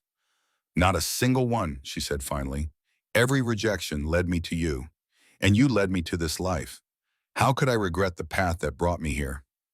Nathan kissed her forehead, her cheeks, her lips. "I love you, Grace Pierce. Thank you for standing on that platform one more time. Thank you for being the woman strong enough to survive until I found you. I love you too. Thank you for being late. Thank you for seeing what everyone else missed." They lay together in the darkness, two survivors who had found in each other exactly what they needed. Not rescue, not completion, but recognition, partnership, a love built on honesty and respect, and choosing each other every single day. Outside, the Montana wind swept across 15,000 acres of land they had built together. Inside, two hearts beat in rhythm, steady and strong, and bound together by something stronger than romance. They had both been broken when they met, both scarred by loss and betrayal, and years of surviving when thriving seemed impossible. But together they had built something beautiful, a ranch that thrived, children who would carry their values forward, an educational legacy that would transform generations, and most importantly, a love that proved broken pieces could create something whole if combined with patience and partnership and the courage to keep trying. 7 times rejected, 1 time chosen. 20 years of proving that the 8th choice was worth every moment of pain that had come before. Grace fell asleep in Nathan's arms as she had every night for 2 decades, grateful beyond words for the train delay that had made him late, for the 7th rejection that had kept her standing on that platform, for the moment their eyes had met across weathered wood and dusty September heat, for the beginning of everything that mattered.